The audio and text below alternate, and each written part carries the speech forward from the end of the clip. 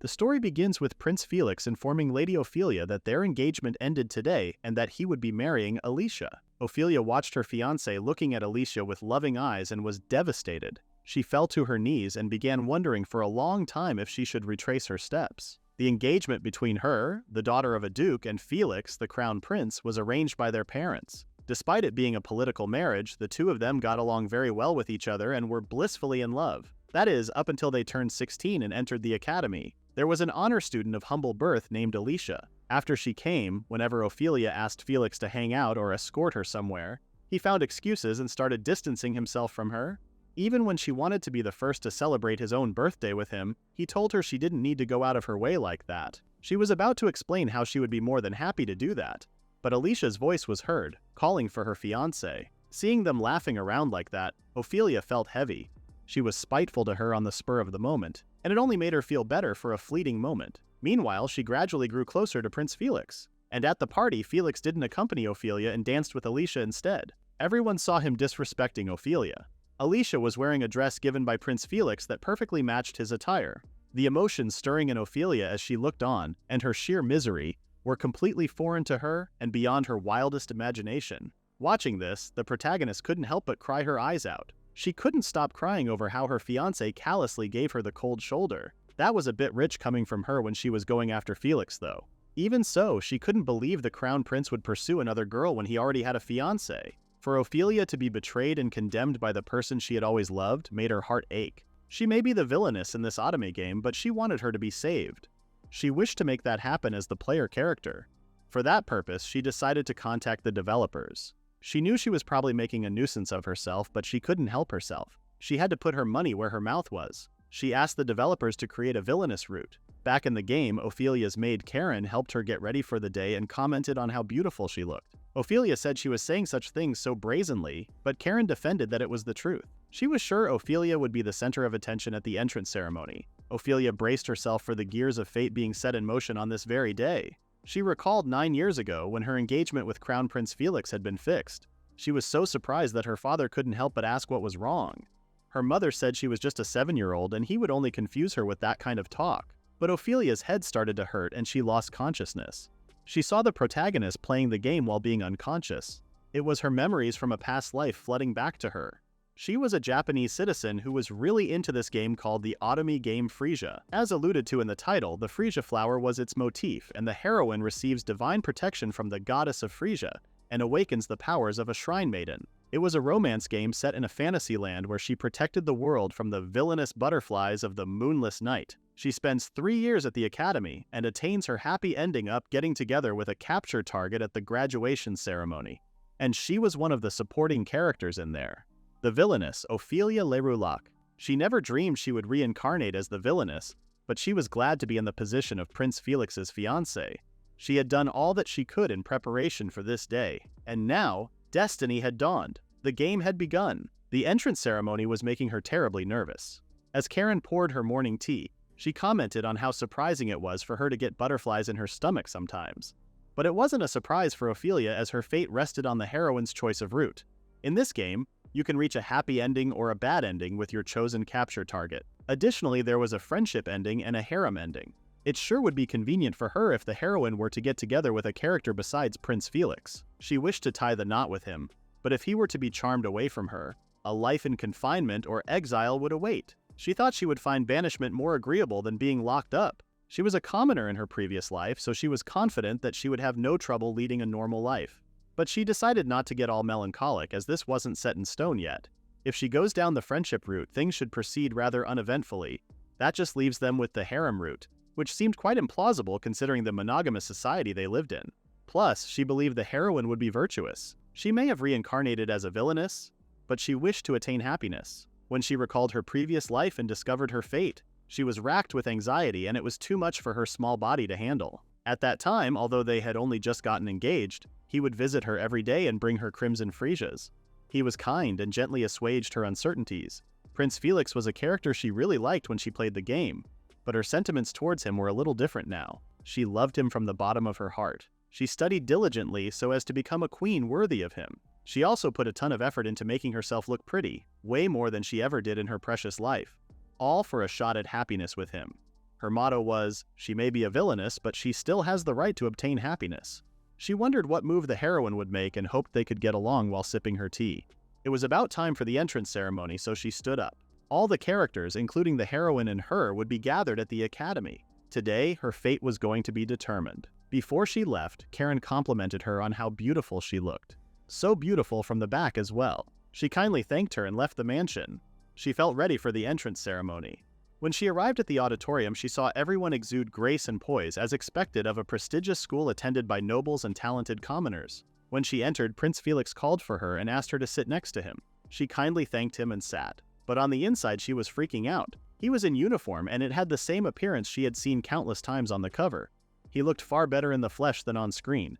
She just hoped that he couldn't hear her heart pounding. Felix said he was thinking of picking her up from her dormitory, but guys were prohibited from entering the premises, and waiting for her at the gate would have been too conspicuous. She said it would be too troublesome for him to escort her even while they were at school, and reassured him that she would be fine. He said it felt somewhat lonely to be told that. It was almost as if he had sprouted doggy ears. Prince Felix was a wonderful fiancé who deeply cherished her. He was kind and dignified with a strong sense of justice. He also had a strong sense of responsibility as a member of the royal family. Even if the heroine were to catch his fancy, she wondered if he would still choose to call off their engagement. The reason that happened was that the game's Ophelia bullied the heroine, so she decided to do her best to build a harmonious relationship with her. Felix noticed her face was all scrunched up and asked what the matter was. She said it was nothing, and noticed that he was staring at her. He then asked if it could be because she was nervous about the entrance ceremony. While she was saying he was right, she was thinking how his gentle eyes were going to grow cold and wondered if she would be able to bear it when the time came. Just the thought of it made her chest ache. The ceremony was about to start and Alicia showed up asking if she could sit beside her. Ophelia kindly allowed her to sit and she thanked her. She said all the other seats were taken, so she was in a pickle. Ophelia didn't expect to bump into her this early, but took this as a chance to befriend her. Alicia was faster than her and she offered her hand while introducing herself. Ophelia shook her hand and she recalled the portrait she saw on the cover. Alicia was the heroine of this otome game. Although she was just a commoner, she was granted admission into the academy as an honor student since she possesses light magic. Just going by her cheerful smile alone, it was evident that she had the light attribute. Around the middle of the game, she receives the blessings of a shrine maiden of Frisia, and also becomes able to wield holy magic. Prince Felix noticed Ophelia having a great time and asked her to introduce him as well. Ophelia kindly introduced Alicia to him. Alicia seemed pretty excited. Felix confirmed to her that he was indeed the crown prince, but here at the academy he was a student like everyone else, so she may speak to him freely. Ophelia loved the way he didn't put on airs. Alicia suddenly complimented her on how gorgeous Ophelia's long hair was and said that since hers was short, she really admired hers. Ophelia wasn't expecting heroine to praise the villainess. She started wondering if she might be a good girl. Ophelia thanked her and said her hair was just as lovely. Alicia's cheeks went red and she thanked her. Things were going far more smoothly than she expected, so she thought she might be worrying too much. Suddenly Alicia apologized and said it had rolled by her feet. Ophelia noticed the pen in front of her feet and gave it back. The pen was very feminine. Alicia thanked her, but then her face seemed upset. She said it was very unkind of her and this pen was once one of her favorites. Confused, Ophelia looked at the pen and saw that it was broken. She was shocked because it was in excellent condition just a moment ago. There was no way it could break because she didn't even touch the part that broke. Given the situation, it was more likely that it broke when it fell, but Alicia still believed she did it. She decided to grit her teeth and bear with it, and said it must have snapped when it bounced on the ground. Suddenly, Felix offered his pen to Alicia, saying it must be inconvenient with a broken pen, and she should take his pen. Alicia was thrilled and thanked him. She said she was going to treasure it for the rest of her life. Ophelia was shocked because rather than having borrowed something, it was an acknowledgement of having received it. She sure had the nerve to do that. The ceremony began, so she had to stay silent. Ophelia wished to be happy moving forward, but it looked like a thorny path ahead of her. It was like this, ridden with such anxieties, that her life at the academy began. In the next scene, Alicia, Ophelia, and Felix were going to their classes. The first day of school had been pretty peaceful for Ophelia. When they entered the class, Alicia was so excited to see it. She complimented how lovely the windows and desks and lace curtains were. She couldn't believe she was actually a student here as a commoner. She then noticed that she had gotten carried away and apologized to them. She explained that her family wasn't particularly well off, so never in her wildest dreams did she imagine that she would be able to enroll at this academy. Ophelia giggled and told her not to be worried because she was delighted to be here as well. This was the main setting of the game she once played, so she could hardly contain her excitement. While it was true that she was happy that she had been admitted, she was even more thrilled to be physically standing here inside the very scene she once saw on a screen. As a huge fan of the game, she was in heaven. It seemed like they were free to choose their seats, so she wanted to sit by the windows. Without thinking, Felix immediately chose the seat right next to Ophelia, which made her relieved. She said she was looking forward to spending time with him at the academy. Felix agreed with her and said that with her by his side, he was sure that campus life would be most enjoyable. Unexpectedly, Alicia decided to sit right next to Felix and said she would be in his care. That gave Ophelia quite a shock. She wondered if the heroine had set her sights on Prince Felix. She kept trying to strike up a conversation with him the whole way to class, and she wedged herself between them at every chance she got. Ophelia comforted herself thinking that she hadn't met any of the other capture targets yet, so it might just be that Prince Felix was the only viable option at the moment. Just then, someone greeted Prince Felix and said he was looking forward to their next 3 years at the academy together. He was Klaus Delacour. He greeted Ophelia too. He was one of the capture targets in Frisia. He was in the same year as them. He hailed from a ducal family and his father was the prime minister. Klaus was incredibly cool, garnering him a large fan base. Also, he wields water magic and was extremely well versed in defensive systems. It never really occurred to her on the many occasions she greeted him at soiree, but he really did cut a good figure in uniform. Klaus noticed Alicia and asked who she was. She introduced herself and said she enrolled here as an honor student and it was a pleasure. Klaus heard that she was a talented individual with the ability to use light magic, and stated that he was looking forward to bringing this kingdom to greater heights with her. Ophelia wasn't expecting him to be informed about the honor student, but it was expected of the son of the prime minister. Aside from royalty, Class A was made up of the brightest students. Also, the amount of money donated to the school by one's family was then into account. In other words, it was a class full of the rich and academically talented. As an honor student, Lady Alicia was probably exempt from tuition fees. Due to the advent of the game, this year would see an assembly of particularly outstanding individuals. It looked like she would have a challenging school year ahead of her. Klaus excused himself after telling Felix not to hesitate to call him if he needed anything. There were still 2 more capture targets who had yet to make an appearance. Both were upperclassmen, but they were students here at the same time, so everyone would come together sooner or later. Suddenly, Alicia asked Prince Felix to have lunch together so that she could thank him for the pen he gave her at the auditorium. Looking like a predator eyeing its prey, she said she brought him a lunchbox that she woke up early to prepare. She knew full well that she was Prince Felix's fiancée, yet she dared to ask him out to lunch right in front of her. In the game, Ophelia must have been at a loss for what to do.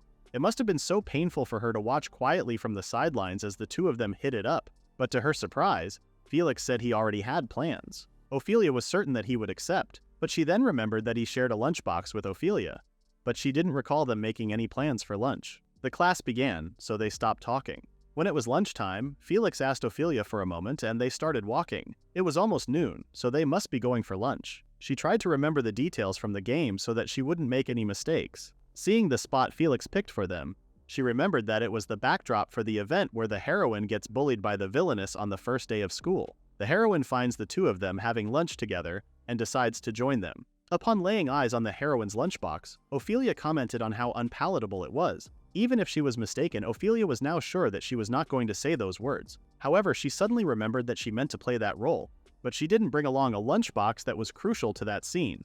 To her surprise, her fiancé got up early today and tried his hand at making a lunchbox for the very first time. Ophelia was shocked. He said he was embarrassed to say that it didn't really look all that appetizing, but he could assure her that it tasted good because he had some help from the head chef. Ophelia smiled at her and said it didn't matter because she was beyond happy just knowing that it was homemade. Ophelia felt so warm that he tried his best at something he wasn't good at since he wanted to make her happy. She really appreciates the sweet gesture. Felix put his handkerchief and they sat together at the bank. Ophelia was excited to taste what he made. Before they could even taste the food, Alicia barged there, acting like she caught them. She said she made it just as they were about to tuck in. Felix and Ophelia didn't expect her to sit next to them without asking. Ophelia was shocked because she suddenly barged in and plopped herself down on the bench. She was being a bit too aggressive. Granted, when she played the game in her past life, she did go with more heavy-handed options. Still, that was because she was making choices in a game. That aside, she had a lunchbox in hand.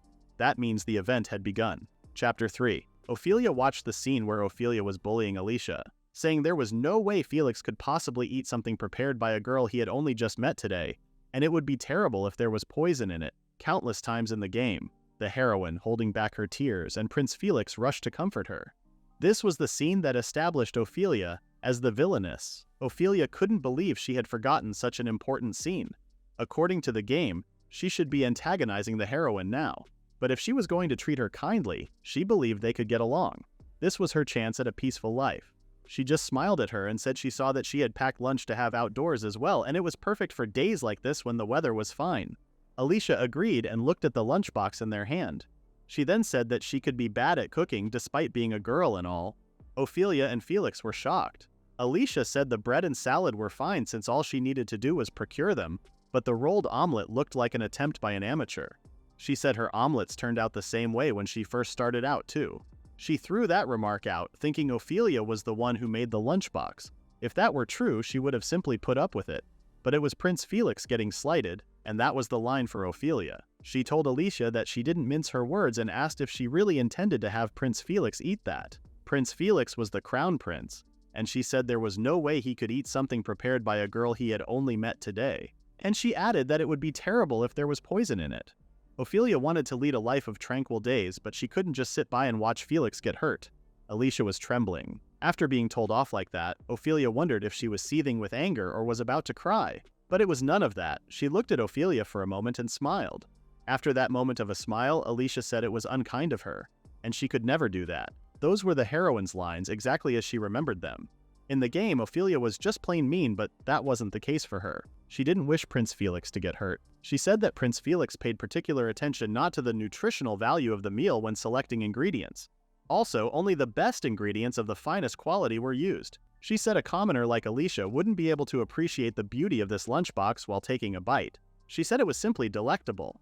The soft-boiled eggs were organically produced and lightly seasoned, and even though she had no gastronome, she could tell that they tasted divine.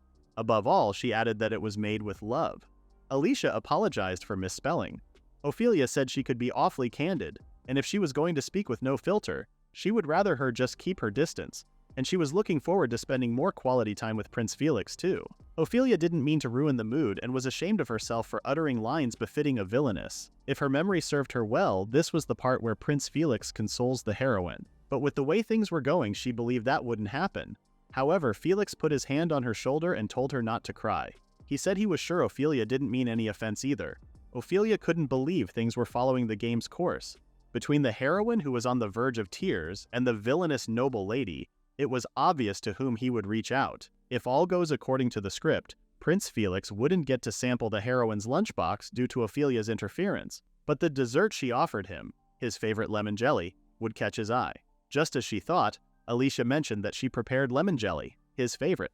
She was totally snubbing her. According to the game, Felix said he didn't dislike lemon jelly, but Prince Felix said it was his favorite. Both Alicia and Ophelia reacted exactly the same after this response. Alicia then acted like she was relieved, but Ophelia already noticed a flicker of surprise crossing her face. She then started questioning if it could be that the heroine was also someone who had reincarnated into this world. In that case, everything that happened up till now made perfect sense. If they were to confide in each other, then they could work together. But she worried she might declare her intent to pursue Prince Felix. Prince Felix was her favorite character from way back.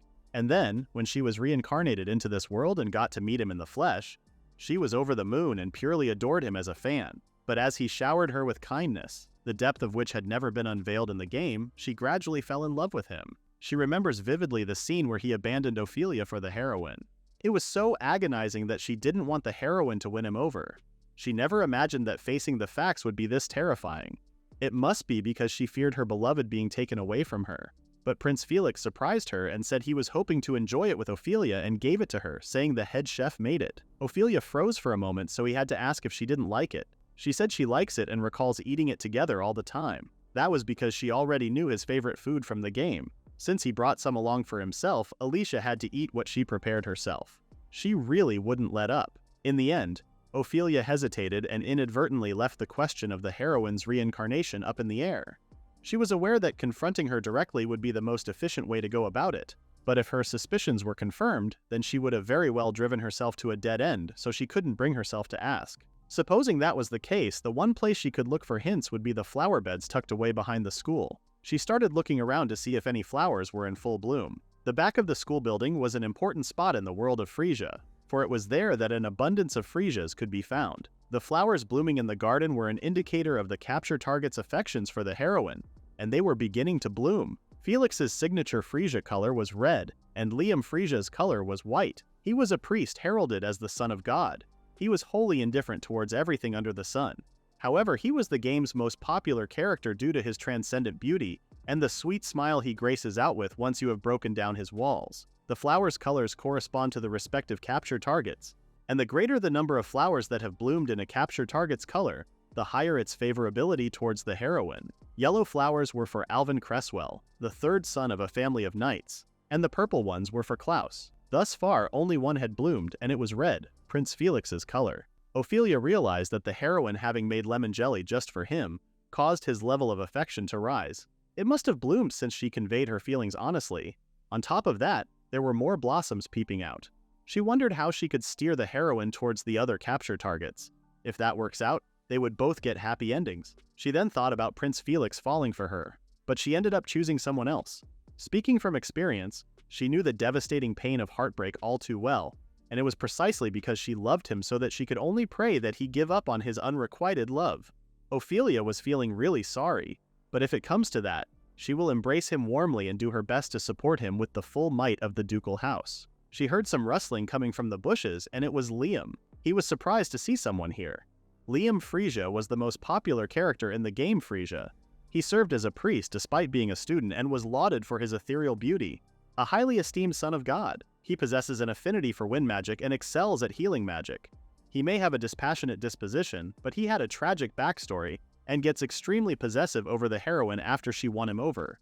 Moreover, the elusive smile he reveals on his route has captured the hearts of countless female fans. Prince Felix was by far her favorite, but she must admit that he was cool. He looked like a masterpiece and he wasn't even trying. Ophelia asked him to excuse her deplorable manners and said she was just walking around campus to familiarize herself with the new surroundings. Liam introduced himself and apologized for disturbing her. Ophelia smiled politely and said she appreciated his concern. She asked what brought him here, but he had already lost interest and returned to his book. He didn't seem all too keen on making conversation. Suddenly, Ophelia remembered what was going on. This was the event where the heroine and Lord Liam first met. Just as she thought, she heard Alicia's footsteps and she entered the garden. Ophelia hid herself because it wouldn't be boded well if she were to bump into her right now. The event should start any moment now. If only Lady Alicia had gone for Liam from the get-go. Liam noticed Alicia and was surprised that he was running into one person after another here today. She recognized him and asked if he was Lord Liam. He was surprised that she knew who he was. She said she doubted there was anyone who didn't know him. She introduced herself. Liam asked if she had come to water the freesia. She said she did and she simply adores them. She would like to take care of them from now on if that was alright with him. That was how their conversation went. Liam said it was fine by him and Alicia thanked him. He said she didn't need his permission. Since his last name was Freesia, she asked if he also happened to like the freesia flower, but Liam said he didn't care for flowers. He said most men weren't interested in flowers. Ophelia noticed that Liam had completely lost interest in her. The atmosphere was surely tense. It never occurred to her when she was playing the game, but handsome men sure could be intimidating when they fell silent. Alicia asked if he didn't think freesias were special. She stated that when she looked at this flower, she got the sense that the goddess of Freesia was right by her side. When she finished her sentence, the flower just swayed and surprised Liam. Liam could have sworn it swayed just now despite there being no wind. He started wondering who this Alicia was. Alicia said she was going to come down here often to tend to the freesias and wanted to chat again sometime. Liam responded that he doubted they would have much to talk about, but then they noticed the flower blooming. Liam kneeled and started looking at the flower. He had read about all kinds of miracles in books, but this was the first time he had ever seen a flower bloom before his eyes. Alicia said it was her first time too, and she was very amazed. It was a pristine shade of white, the same color as his beautiful hair. White was the color of the freesias tied to Liam's level of affection. He had been said to be difficult to capture, what with his impassive nature, yet he had already started to open his heart to Lady Alicia. She got past his defenses way faster than she thought she would. After that moment, Liam excused himself.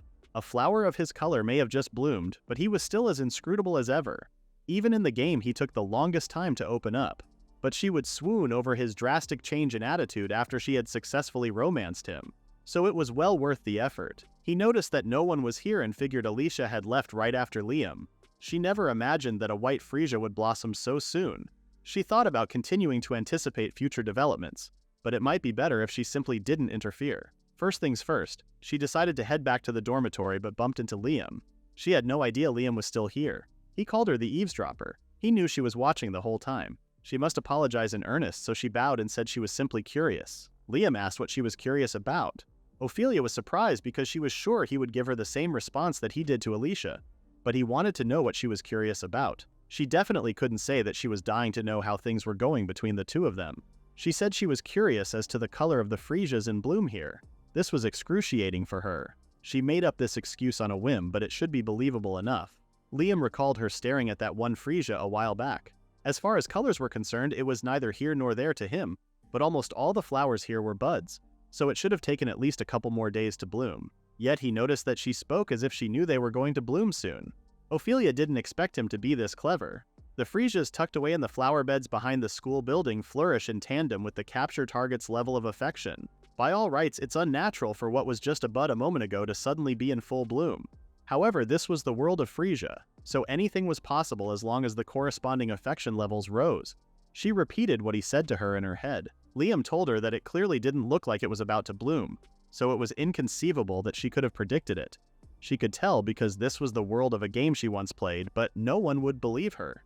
Besides, no one would be happy to learn that they were just a character in a game. Ophelia said she heard that there were flower beds here, so she was curious as to what flowers she might find. She never thought it would blossom either, so she was just as surprised as he was. Besides, she said only the goddess of Frisia would know the exact moment when a flower would bloom. Liam thought about it for a moment and it made sense to him. After that, he turned his back and walked away. Ophelia wasn't sure if he was convinced because he might just have lost interest, but she was sure about one thing, and that was how sharp Liam was. Her blood ran cold for one terrible moment there. Ophelia returned to her dormitory and was relieved that the opening event was finally over. She was deadbeat. Just as expected, the main story had begun. Speaking of which, the heroine was a real piece of work. She was afraid that getting along with her wouldn't be possible. Plus, she seemed to know how the game would go. That was the proof that she was also a reincarnated person. As the heroine to her villainess, it was only natural that she would be wary of her. And it appears she had every intention of continuing to pursue Prince Felix. That means that she would keep interrupting them like she did today at lunch. She was advancing upon him at breakneck speed, and Ophelia felt like she needed to start giving her future some serious thought. She couldn't lose against her. Even though she was a villainess, she still had the right to obtain happiness. She returned to her room and Karen welcomed her. She asked for her bed and then she would serve her some tea in a bit. Ophelia asked if she was busy with something. She thought she would be back soon, so she was preparing her bath. Karen asked how the entrance ceremony was, and she said predictably exhausting. She was launched into a hard mode more difficult than she ever imagined. But she couldn't say this to Karen because she wouldn't understand her. Karen served her some tea and snacks and said she had worked hard. Ophelia didn't expect her to serve her some desserts at this hour. She asked if this was right. She said they could make an exception just for today. She said she knew how hard she had worked in preparation for her entry into the academy and towards becoming a worthy consort to the crown prince. She was sure the entrance ceremony must have been an eventful affair, so she was hoping to help melt her stress away upon her return.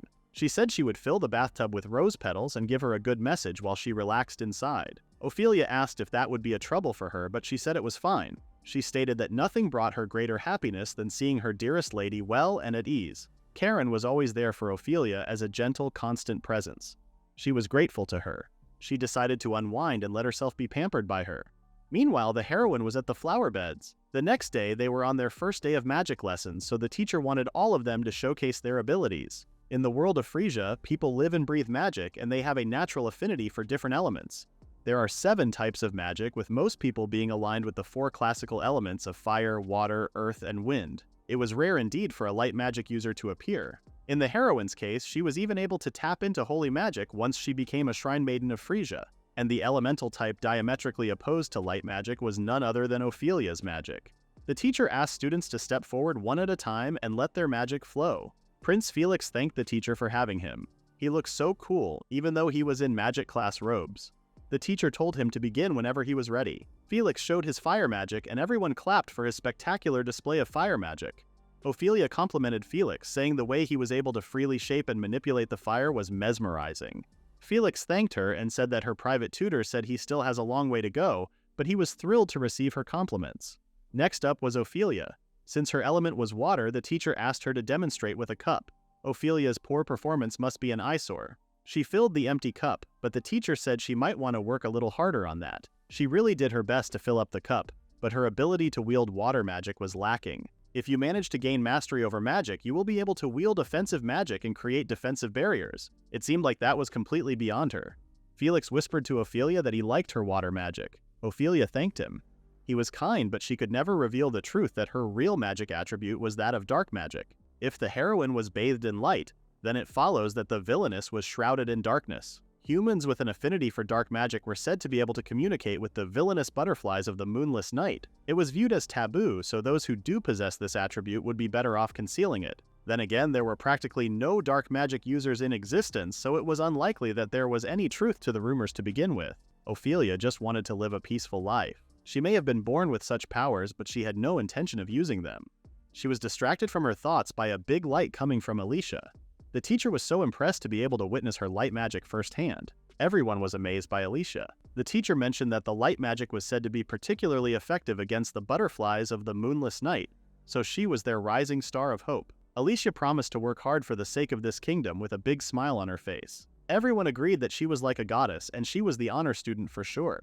She was already considered the country's beacon of hope. After school, Ophelia decided to brush up on her magic skills. She wanted to assist Prince Felix as best she could in her capacity as a water mage. Also, she was hung up on what the teacher said in front of the whole class. She decided to do her best and started practicing, but Lord Alvin came and said that if she needed any help, he would gladly lend a hand. Alvin was one of the captured targets and the third son of a count. He uses earth magic and excels at a combat style that incorporates both offensive swordplay and defensive magic. He was a shameless playboy, so he had quite a bad reputation. He said he was glad he decided to swing by on his way home. He assumed she needed a private tutor. Ophelia knew he had good intentions, but he seemed way too amused by this. But there was only so much she could do on her own, and she wanted to build good relationships with the main characters. She decided to take him up on his offer. He asked what she was planning to do today. She said it was embarrassing to admit, but her magic abilities were dismal, so her main focus was on reviewing basic concepts and preparing for the lesson. Alvin suggested going back to the basics and asked her to get a sense of how much water she could summon with her magic. He brought a cup for her. He grabbed her hand and said she would have to bear with him. He positioned himself behind her and told her to focus all her magic on her hands to manifest water. She said she would give it a shot. Alvin smiled at her. He was a good teacher, so she assumed he must be used to this. But he was so close to her, which made her figure out why girls had fallen head over heels for him.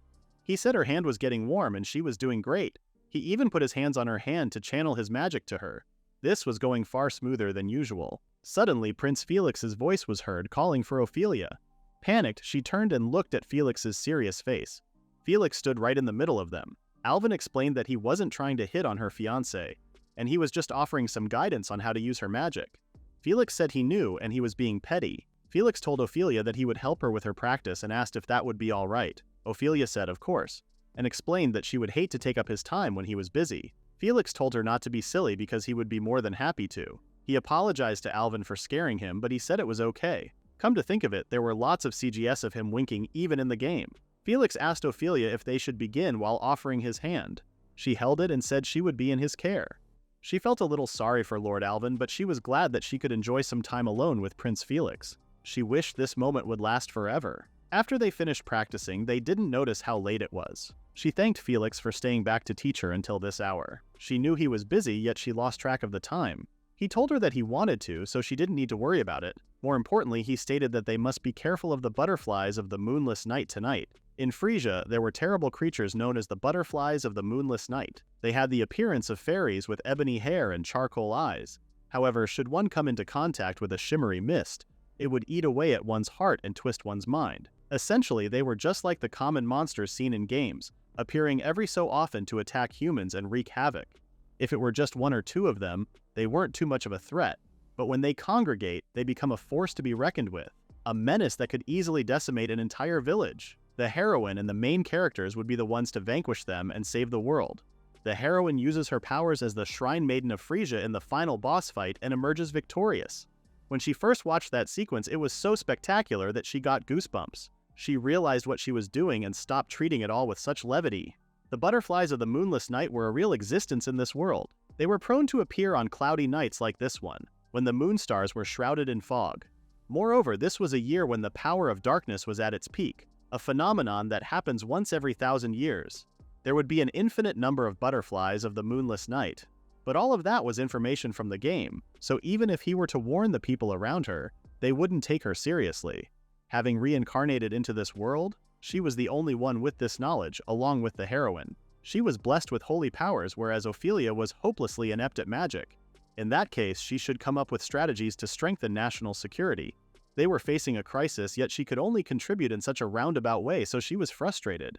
Felix noticed something was off with her and apologized for upsetting her with the talk of the butterflies of the moonless night. Ophelia comforted him that she was fine, and it goes without saying that they had to remain vigilant. Felix said related reports had been increasing lately. They were lagging not just in villages and towns, but also in the royal capital and the nobles district now. There was even a chance they might show up here on school grounds. Ophelia seemed more upset, so he apologized for frightening her.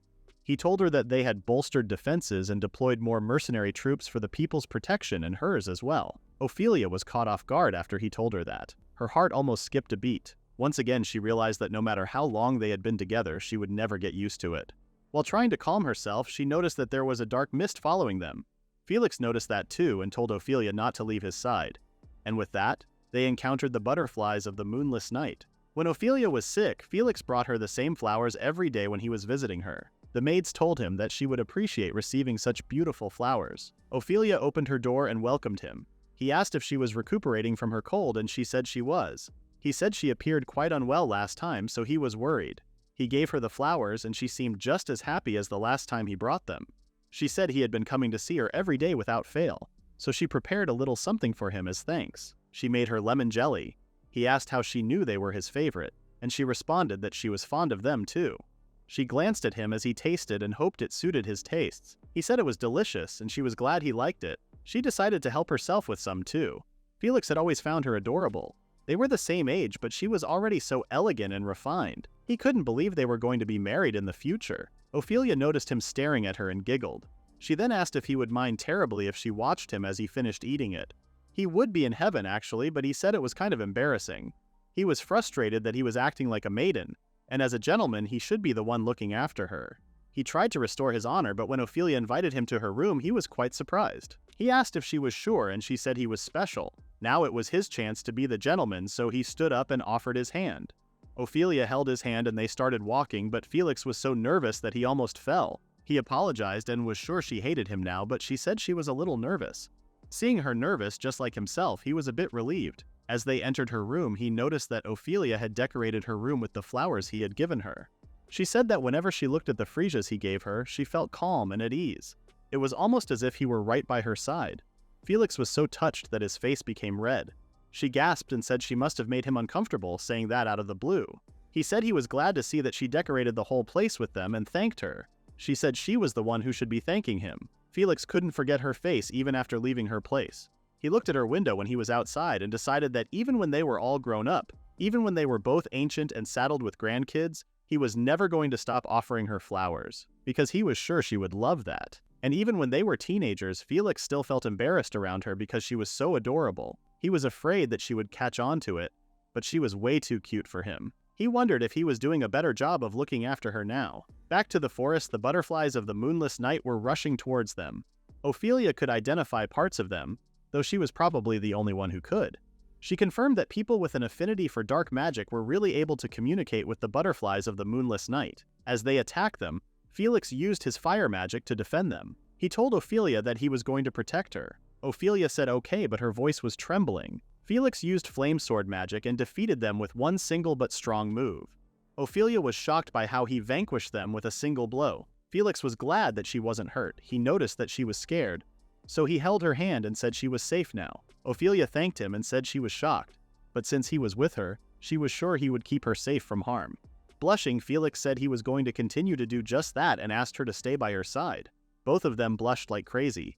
Their heartbeat was so fast that they were scared the other one would hear it. Ophelia had no idea that trusting someone with her life and them jumping in to protect her would make her heart flutter. The next day, Alicia was on the job. She asked Felix to teach her something about the assignment, then asked Klaus to go to the library together, and then complimented Alvin for being the best at sports. Ophelia noticed how she was being aggressive lately. It might be just her imagination, but it felt like she was following the capture target's every move, just waiting to sink her claws into them. Ophelia had dozed off thinking about that, so she didn't notice that the class was over, and Felix was calling for her. He said it was time for their next class.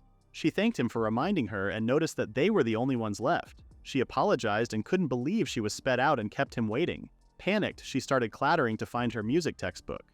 Felix chuckled and told her that they still had time, so there was no need to rush. His patience while waiting for her, the loving smile warming his eyes, and the fact that he never fails to escort her. Those little things not evident in the game sure melt her heart. In the next scene, Ophelia noticed Lord Liam with Alicia. She could recognize them even just by seeing them from behind. She wondered if she had decided to pursue him instead. It would be great if that were the case. As they were walking, Liam noticed her and they made eye contact. Ophelia immediately turned her head. She didn't want to believe that Liam would look at her because he was the utterly indifferent type. Plus, he was not interested in her in the slightest. She convinced herself that it must have been her imagination, but when she glanced at him again, she saw that he was still looking at her. He was supposed to be cold and impassive, but he was staring at Ophelia, and this made her nervous. Felix noticed her and then saw Liam and Alicia. He thought they were acquainted and decided to call out to her because she would be late for class. Ophelia did not expect him to wave at Alicia and call for her. He told her that they had better get going or they would be late for class. Alicia said she completely lost track of time.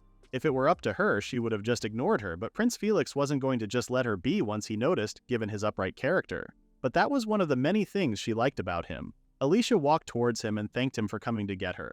He said it was okay because they happened to be passing by.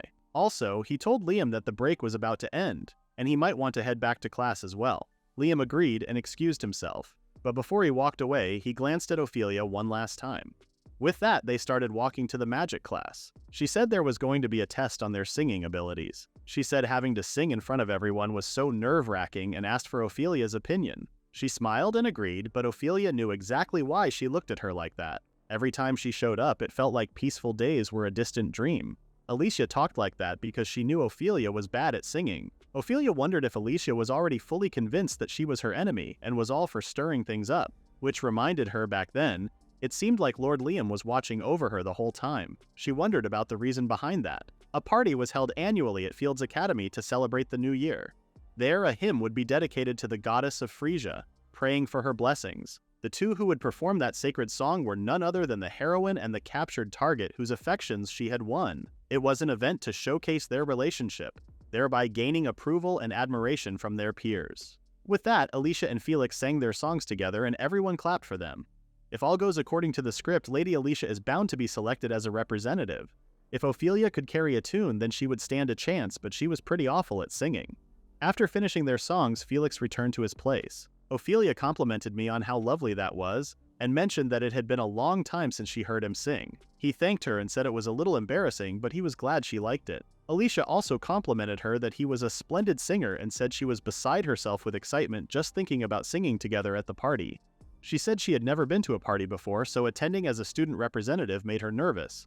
He said it would be an honor if they were indeed chosen. Alicia turned to Ophelia and asked if she was aiming for the position. Ophelia was shocked. She said she was the young lady of a ducal family, and Alicia heard that a beautiful singing voice draws praise at social gatherings, with many young ladies taking singing lessons. She assumed that she must be a phenomenal singer even though she knew Ophelia was terrible. Ophelia wanted to ignore her but didn't want to come off as condescending, and would rather maintain cordial relations where possible. So she started to brainstorm what to say. But before she could respond, Felix surprised both of them and said he liked Ophelia's singing voice. Ophelia's face was all red and she thanked him. She figured that he said that to help her out of a tight spot.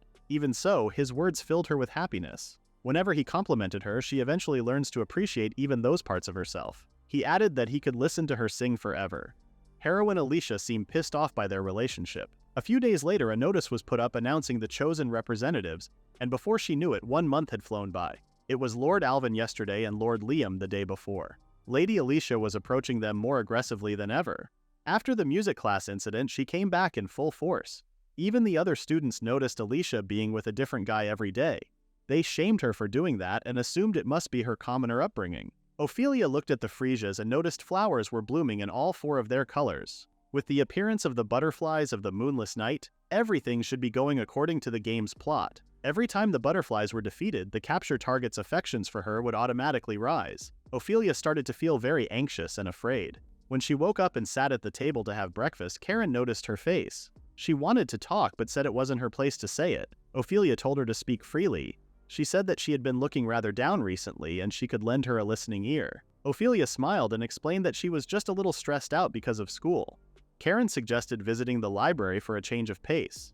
The library had a vast collection of books, so it would be a great place to unwind and relax for a book lover like her. Ophelia had been so focused on work that she forgot they had a library. Seeing Karen so eager to help her, she decided to go to the library. She followed the path behind the school building and saw the fountain right in front of the library. As she entered, she was amazed by how massive it was. It was peaceful, quiet, and secluded from prying eyes. Karen was right. This was the perfect place to take a break. She started looking at a book about two childhood friends who grew up together in a small town, falling in love with each other and dealing with all the incidents that occur in the town hand in hand. She decided to find somewhere to sit first before she started reading. She thought that it would be less crowded inside and accidentally saw Klaus and Alicia. She completely forgot that this was Klaus's favorite spot, and Alicia was right beside him, sleeping. She decided to pretend she didn't see them, but it was too late. Klaus greeted Ophelia and expressed his surprise. Ophelia smiled politely and greeted him back. She then noticed the book on his table, and it was the book she had been dying to get her hands on. She wanted to read it, but he probably needed it for his studies, so she decided to come back another time. She couldn't wait to borrow the book and wasn't good at hiding her excitement. Klaus figured that she was after this book and gave it to her, saying he had already finished it. She said she had been searching for that book for a very long time, so she lost her composure. But she was glad to have finally found it. Klaus was surprised that she wanted to read it that badly. It was a rare book, but it was all about the technical aspects of water safety, so it was hardly an interesting read. She said the Lerulac territory had an abundance of water, so that topic was of particular interest to her, and all nobles shared the same desire to make their territories prosper. He agreed and said he was just a little surprised since it seemed like she was biting off more than she could chew. Ophelia noticed Alicia was still sleeping, so Klaus said she once good with books. She kept coming over, no matter how many times he told her he didn't wish to be disturbed. She didn't lose heart despite being repeatedly rebuffed. Ophelia lost her focus for a moment while flipping through the pages of the book, and while she was doing that, Klaus said he had been hearing some ridiculous stories, and it seemed they were all just rumors. Ophelia didn't really hear him and apologized for not listening. He said it wasn't important and asked her to read it here. He said he found her interesting to talk to. Ophelia didn't expect him to say that. She said her maid was waiting for her and thanked him for the invitation. She never thought he would ask her to join him, because based on the game, he should have just shooed her away for disrupting his study time. Also, he mumbled something while she was absorbed in her book. She decided to think about that later because there was something she wanted to check on before heading back to the dormitory. She went to the Frisia garden and noticed that there were 5 of each color. Getting into a relationship with all 4 men was a privilege only afforded to the Shrine Maiden of Frisia, so this meant that Alicia was on the reverse harem route. And in the reverse harem end, the fate that awaited the villainess was execution. Before Ophelia reincarnated into the game, she once got the max favorability for all capture targets achievement. She might actually reach the reverse harem ending.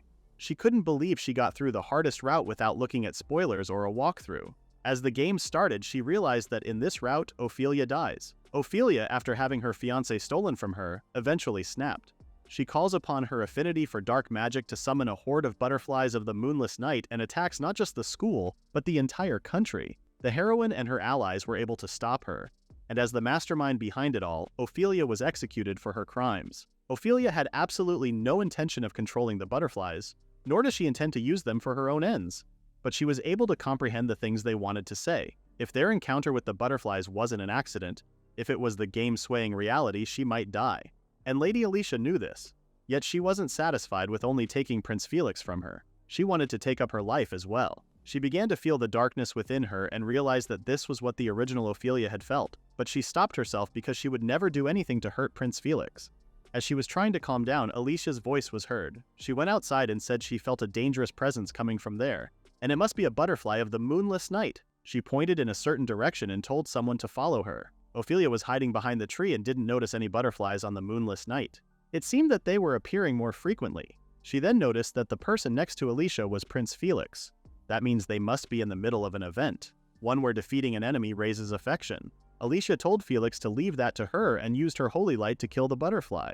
Prince Felix thanked her for her assistance because most students here weren't capable of fighting. Klaus barged in and asked if everyone was all right. He was surprised to see Prince Felix. He heard Alicia say she felt something was off and got worried. He looked at the stain on the floor and asked if Alicia had defeated it. She said there was only one, so she was able to handle it. She ran into Prince Felix on the way here, so she had him accompany her. Though running head first wasn't advisable, the problem had been dealt with, so it all turned out well in the end. But still, Klaus was amazed by Alicia's power. He said she could get any job she wanted with a skill like that. Alicia said she wasn't interested in fighting and the like, but that didn't mean she would let the butterflies of the moonless night run rampant. Klaus suggested becoming a member of the shrine or a civil servant to the royal family. She said she had a different dream for the future. Ophelia was interested because she thought she would want to either be a civil servant or work at the shrine for sure. Both were respectable occupations that served the nation, so she wondered what she would say next. Alicia said she wanted to be the happiest bride in the world. By bride, Ophelia was sure she meant getting married to royalty or nobility. While it was true that being a happy bride was every girl's dream, not just anyone could marry into the royal family. One must be elegant and refined, have received a good education, and most importantly, hold a deep love for the country and its purpose. His father once told her that as the prince's future consort, she was expected to love him. However, she needed to develop a love for the country and the people she would serve as well. She thought it might be the result of her upbringing, but this world that she once saw as just a backdrop to a game had become something she cherished, something she wanted to protect with her life. But she wasn't sure if they could tell the same for Alicia. If she were to become part of the royal family, Ophelia wondered if she would be able to handle the position. Suddenly, Ophelia started to feel overwhelmed by the memories that eluded her before. It was the time when she was waiting for the green light, and she received something from the Frisia development team. They thanked her for her constant support of Frisia. They said they received numerous messages requesting aid for Ophelia, and in response to this, the Frisia development team has decided to release some hidden files in today's update. She was shocked to read this email. Upon inputting the hidden commands, a special window would appear. From there, they told her to proceed to give sweets to the gardener's boy and get to know him. Once a certain affection level had been attained, the flower bed would change, and the Frisias would turn black. From then on, the player would be able to play as Ophelia and begin a romance with the other characters. However, it was said that this message had only been sent to those of her who requested a happy ending for Ophelia. An official announcement was going to be made to the rest of the public about a month from now. In other words, Ophelia would become the protagonist. She was so hyped about this news that she didn't notice the truck that was coming and was hit by it.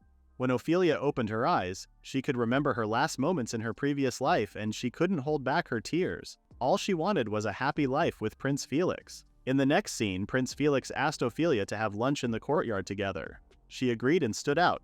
She looked at Alicia and saw her speaking with a teacher, which meant that they were going to be alone. It had been a while since they last spent some quality time together, so Ophelia was excited. However, one of the students informed Prince Felix that the teacher was calling for you to talk about the student representatives. Felix thanked him for passing on the message and turned to Ophelia to apologize, but she said it was okay. It was unfortunate, but still couldn't be helped because after all, Prince Felix was a busy man. She had to eat alone in the backyard, and that's why she didn't want to eat a lot. Now that she thought about it, she had had people around her supporting her ever since she got reincarnated. And as for heroine, she wanted to get along with her, regardless of which route she chose. But that didn't mean she would just annul her engagement with Prince Felix. Though she couldn't help but wonder how things would turn out, she still couldn't believe her sheer audacity. She lost her appetite and couldn't finish her meal. And to make matters worse, Lady Alicia had decided on the reverse harem ending, and that route leads to death for the villainess. After all, no one cared about the life of some villainous noble lady. Prince Felix came and apologized for not being able to have lunch with her. She told him not to worry about it and said she understood how busy he was. He thanked her, but still wanted to make it up to her somehow. He asked if she would like to go somewhere together. Ophelia was excited about this date idea and said she would love to. While they were talking, Alicia came and thanked Felix for lunch. She said food always tasted 1,000,000 times better in her company. She talked about how there were many choices on the menu. Ophelia assumed they had some things to discuss after their meeting with the teacher. Two girls came and said they were quite surprised to see Prince Felix dining in the cafeteria, and they thought he would be lunching with Lady Ophelia, like he usually did. Felix explained that they usually have lunch together, but that wasn't possible today. Suddenly, Alicia took out some dessert and said Prince Felix had lunch with her out of the goodness of his heart, and even said that she must be pretty special to have been admitted to this school as a scholarship student. She added that they were most definitely getting intimately acquainted with each other. The girls were shocked but acted cool with her. She said it was a shame that they ran out of time, and that's why she grabbed them some dessert to eat together. As she was about to give them to the prince, she suddenly fell. Ophelia was shocked and asked if she was all right, but Alicia told her that she was so mean and accused her of tripping her like that. Ophelia had no idea that while she was saying all, they had had lunch together. Ophelia kindly smiled and said she didn't do anything and she must have tripped over the leg of the desk. But Alicia didn't back off and told her not to play innocent. The girls looked at each other and told Alicia to stop. When the teacher arrived, she saw the desserts on the floor and asked what had happened. She said she was going to call the custodians and told everyone to head back to their seats. The girls calmly returned to their seats. This whole situation was infuriating for Ophelia. Prince Felix asked if she was all right and gave her a napkin to wipe herself. She said she seemed to have come out of it unscathed. He was so kind to Ophelia. Alicia's goal was to become queen by going down the reverse harem route, so she should be trying to form connections with the nobles whose support the royal family would require in the future. Yet far from befriending her peers, she seemed to be going out of her way to make enemies out of them. It might be fine if this were really just a video game, but this was reality. Once the Villainess Route was activated, the player would be able to play as Ophelia and be in a romance with the other characters. She wasn't too keen on stealing the heroine's role, but even villainesses have the right to obtain happiness. Ever since she came to terms with being reincarnated, she had been doing her best at paving the way for a happy future with Prince Felix. She, too, could strive for happiness. The Villainess's route was activated when the player offered treats to the young gardener and befriended him. She didn't recall there being any character that was a young boy when she played the game, so she wondered if this was connected in some way to the old man in the stills. She saw a little boy in the garden and greeted her. He asked how he could help her, and she introduced herself. She said she was interested in freesias planted in the garden behind the school, so she wanted to speak to the gardener. The boy greeted her, and his name was Io. He was a gardener's apprentice. It was Ophelia's first time meeting a new character, so she couldn't help but get excited. Io explained that the one who planted the flower bed of freesias was his grandfather, but he hurt his back, so now he was in charge of tending to them. However, it seemed like someone else had been watering them for him. It was amazing that he was able to take over all of his grandfather's responsibilities on his own. She asked if she was bothering him, and he said not at all. He said he was just checking in on the rose bush he planted, and it was a part of his daily routine. Ophelia complimented on how beautiful they were, and said she had never seen red roses with such a deep color. She assumed he must have put his heart into growing them. Io's reaction to what she said was strange, so she asked if she had said something wrong. He explained that he had never spoken to a noble before, and she was the first person who had ever listened to his ramblings like this. So he was a bit surprised. Io had been working tirelessly every day on this huge campus without his grandfather to help him or anyone to talk to, so Ophelia assumed he would feel very lonely. Ophelia asked if he was hungry. She said she had some snacks with her right now, and she would like to hear more about the flowers, so she asked her to have a little tea party while they chatted. Io was so excited and asked if she was sure. They prepared everything, and Io loved how the snacks tasted. She was glad he liked it and said this coma meal was harvested from her family's territory. She was actually doing this because the game told her to give sweets to the gardener's boy and get to know him. She felt like she was using him, but she couldn't back down now. She had decided to live a happy life after all. Ophelia wanted to talk about the freesias behind the school and asked what color freesias were going to grow there. She just hoped that she didn't come off all passive-aggressive. She added that it was okay if he didn't know. He said it was okay if he told her. Io explained that the freesias in that area were special. According to Io, they were grown from special seeds that Io's grandfather had taken great pains to procure. The color of the flower would change depending on how it's grown, and occasionally a flower that was originally red would suddenly change into another color. People believed that those seeds had some kind of sacred powers. He never knew such flowers existed and asked her if she was interested in a specific color. She said she was hoping to see black freesias. It sounded like something right out of a fairy tale. Ophelia agreed and thanked Io for his help. But Io told her that if it was black flowers she wanted, there were other types besides freesias, like roses. Ophelia was only interested in black freesias, but it wasn't every day she got to see black roses, so she said she would love to see them. Io was glad to show her. He guided her to where the black roses were and showed her. She was amazed by how regal the shade of black they were. She asked if that building was the training hall, and he confirmed it. She said someone was in the middle of training, so it was very lively. Black roses weren't as popular with the ladies, so they cultivated them in a secluded, unpopulated area. Ophelia said they were still beautiful, and it was a waste. Io said she could have some to decorate her room with if she would like. She said she would love to take some with her, but asked if he was sure. Io said he was the one who grew those flowers, but no one ever uses them. Also, he would be really happy if she took some. Io was so cute, so Ophelia said she would take him up on his offer and take some back to the dorm with her. He said he would get them ready right away. As Io was picking the best ones for her, she heard a voice she did not want to hear. It was Alicia cheering for Alvin. Ophelia wanted to get far away from here because it was so crowded with girls cheering for Alvin.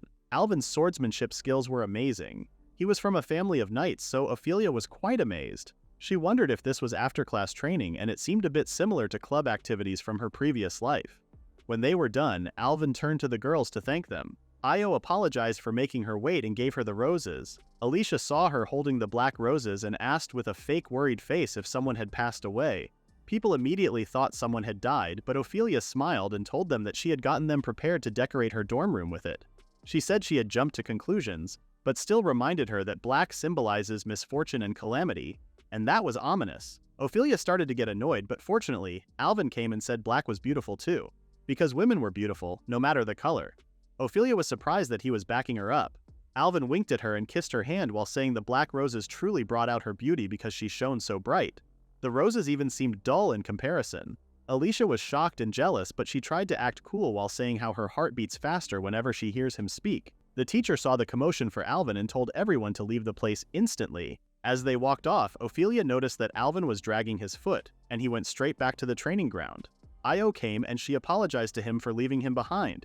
He said he was fine and those ladies were a force of nature. He said he saw Alvin taking walks in the garden quite often. Ophelia had no idea that Alvin was fond of flowers. She wondered if they talked, they would get along. Ophelia asked for a first aid kit from Io. Alvin went back to the training hall and his feet started to burn and hurt him really badly. As someone from a family of knights, he was taught that he must never show weakness. Even now, he was still stubbornly keeping up this habit of always putting on a strong front. He was about to go back to the training, but Ophelia came. He was surprised to see her and asked if she wanted to see him. Ophelia nodded and stated that she wanted to help him properly. He said he only told the truth and she didn't need to worry. He couldn't help but notice that she was a courteous person. Ophelia said she would treat his injury. She knew his left foot hurt and asked if he had been to the infirmary or applied healing magic to it.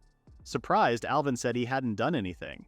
He was shocked that she noticed it. Ophelia started bandaging his wrist while telling him not to ignore an injury. Alvin watched her elegant fingers touching his leg and realized how pretty she was. She was always with Prince Felix, so he never really had the chance to get to know her. When she finished, Alvin thanked her. Ophelia told him to apply healing magic. Alvin asked how she could tell that he was injured, and she said he looked like he was dragging his foot. Since she was done treating him, she wanted to take her leave now. Alvin was surprised, so she was confused as to why. He didn't want her to take this the wrong way, but he was told that she tended to flirt around a lot. Ophelia was shocked that there was a rumor about her, but he said he knew it was just a rumor now. Ophelia thanked him and hoped his injury would heal soon. After she left, Alvin decided to head back and noticed that his foot didn't hurt anymore. In the next scene, Ophelia left her dormitory and Prince Felix was waiting for her. They greeted each other and started walking to school. Ophelia couldn't help but notice that everyone was looking at them and thought it was pretty normal because, after all, Felix was a prince. She asked if he had been waiting and he responded that he had just come. The other day, Felix told her that he wanted to pick her up from the dormitory, but he had to wait near the gate since boys were banned. Ophelia was happy that he made time for them to be together. Felix asked Ophelia if she had encountered butterflies on a dark night since then. She said she hadn't seen them around. He was relieved. Ophelia thanked him for his concern. Prince Felix looked tired nowadays. She knew the reason why he was tired.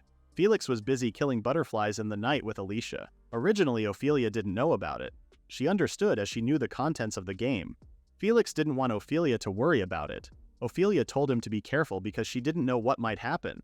She wanted to worry as much as she could and was so impatient. Felix said he woke up in the middle of the night yesterday and secretly went on a walk. He just took a little peek and went back. So when he was walking near the academy, the moonlight was beautiful, and he saw a garden by chance. It was as if it were a world of painting. He thought that he wanted to see it with Ophelia. Ophelia was happy to hear that, but he said they couldn't in the middle of the night. Worried, she asked if she didn't want her to see the moonlight.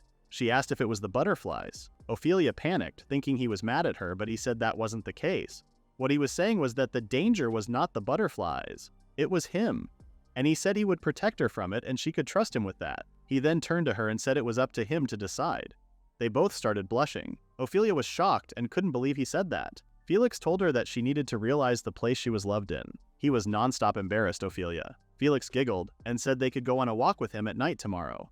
Their conversation was interrupted by Alicia. She had been getting on her nerves so much that Ophelia had to remind herself to calm down. She asked if something had happened, and Alicia got closer to her, saying she had heard about what happened yesterday. Ophelia was confused and thought she was talking about the black roses, but they were together then. Alicia giggled and said it was about Alvin.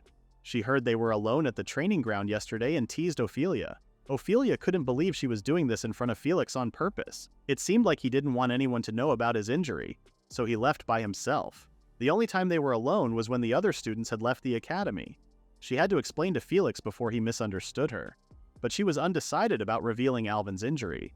Felix smiled at her and told her not to make such a face because he would listen to whatever she wanted to say. Ophelia stated that she was just thinking of him for complimenting the roses she had. At that time, only Alvin was at the training ground. She said she got black roses from Io, an apprentice gardener, and they looked really pretty. Felix asked if they were in the academy's garden and she confirmed it. He asked if she could show them to him. He wanted to see them with her and she said okay. Felix was glad and said he had been given some work to do for today and asked to visit them tomorrow. Ophelia was relieved that he didn't misunderstand the situation.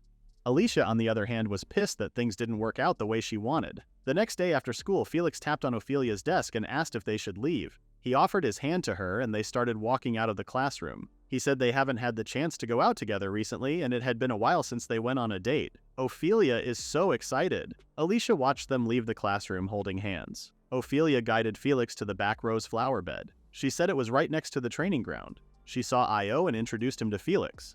Io was shocked to see Felix. Felix acknowledged his hard work and thanked him for taking good care of it. Ophelia told Io that she came to see the black roses with Felix. He said he had just finished working on it and they could take their time and have a look. Felix asked if those were the ones she was talking about. He said they were lovely. Ophelia commented on how waste it was to avoid it just because the color was black. For some reason, Felix couldn't get rid of the image. It didn't change the fact that it was a beautiful flower. Ophelia was glad that Felix didn't have the black because it was the villain's color.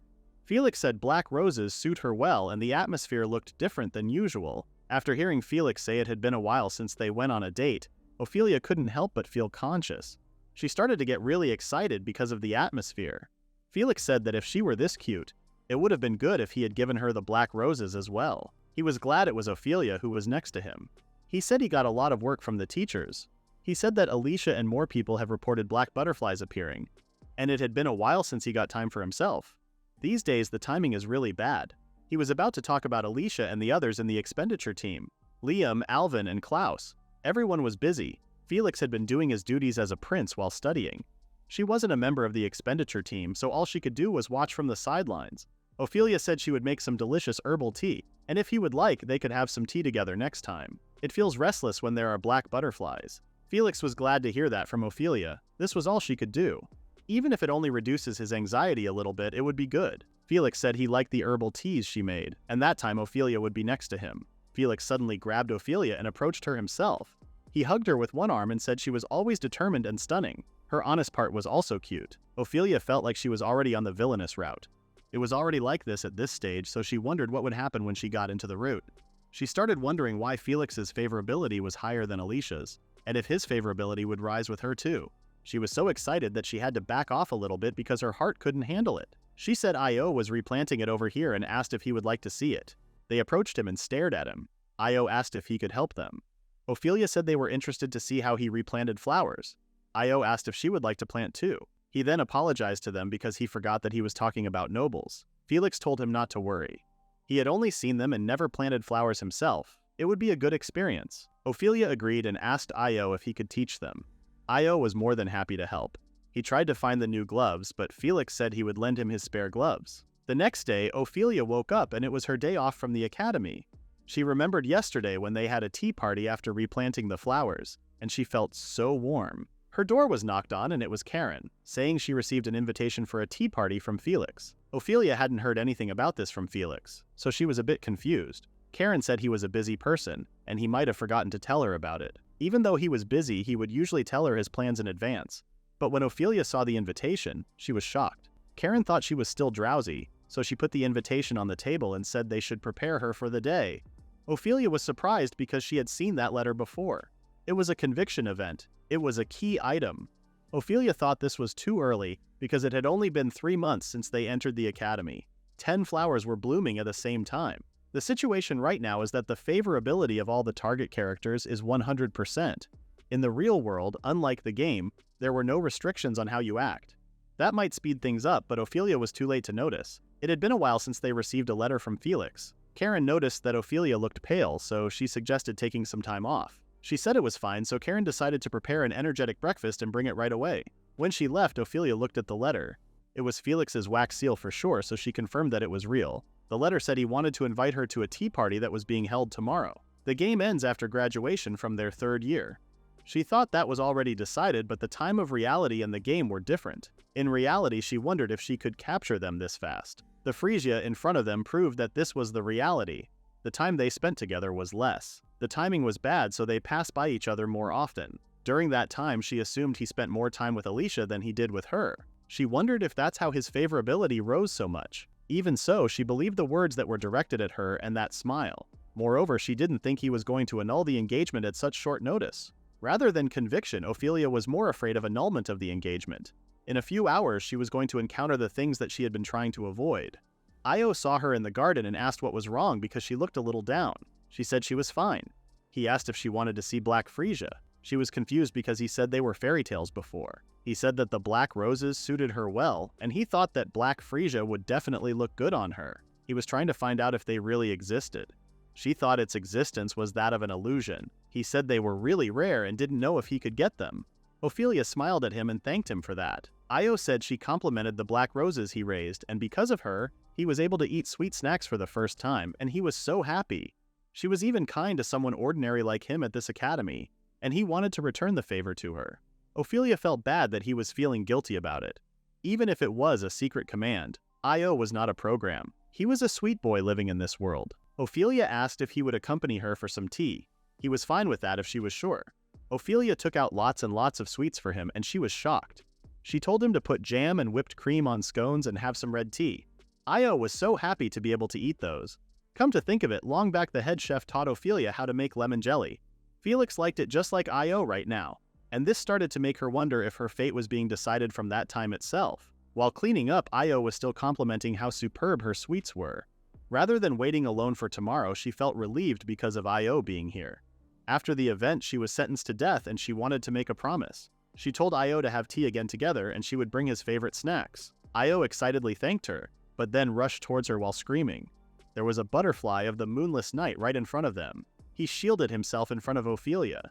Ophelia was confused because it wasn't night, and this shouldn't even be possible until the second half of the game. She wondered if they were in the second half because of the arrival of the invitation. She asked Io if he could use magic, but unfortunately he couldn't.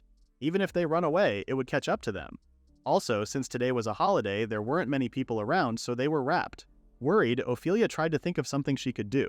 There was only one possible way of getting saved.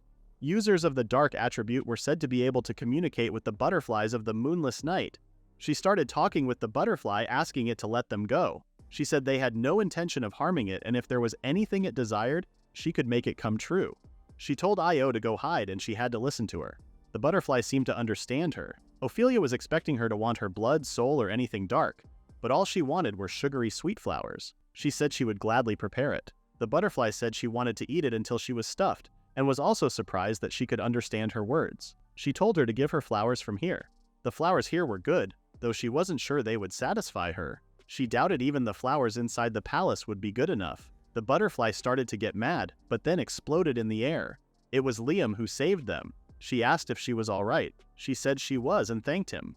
She said she had feared for the worst since neither she nor Io could fight.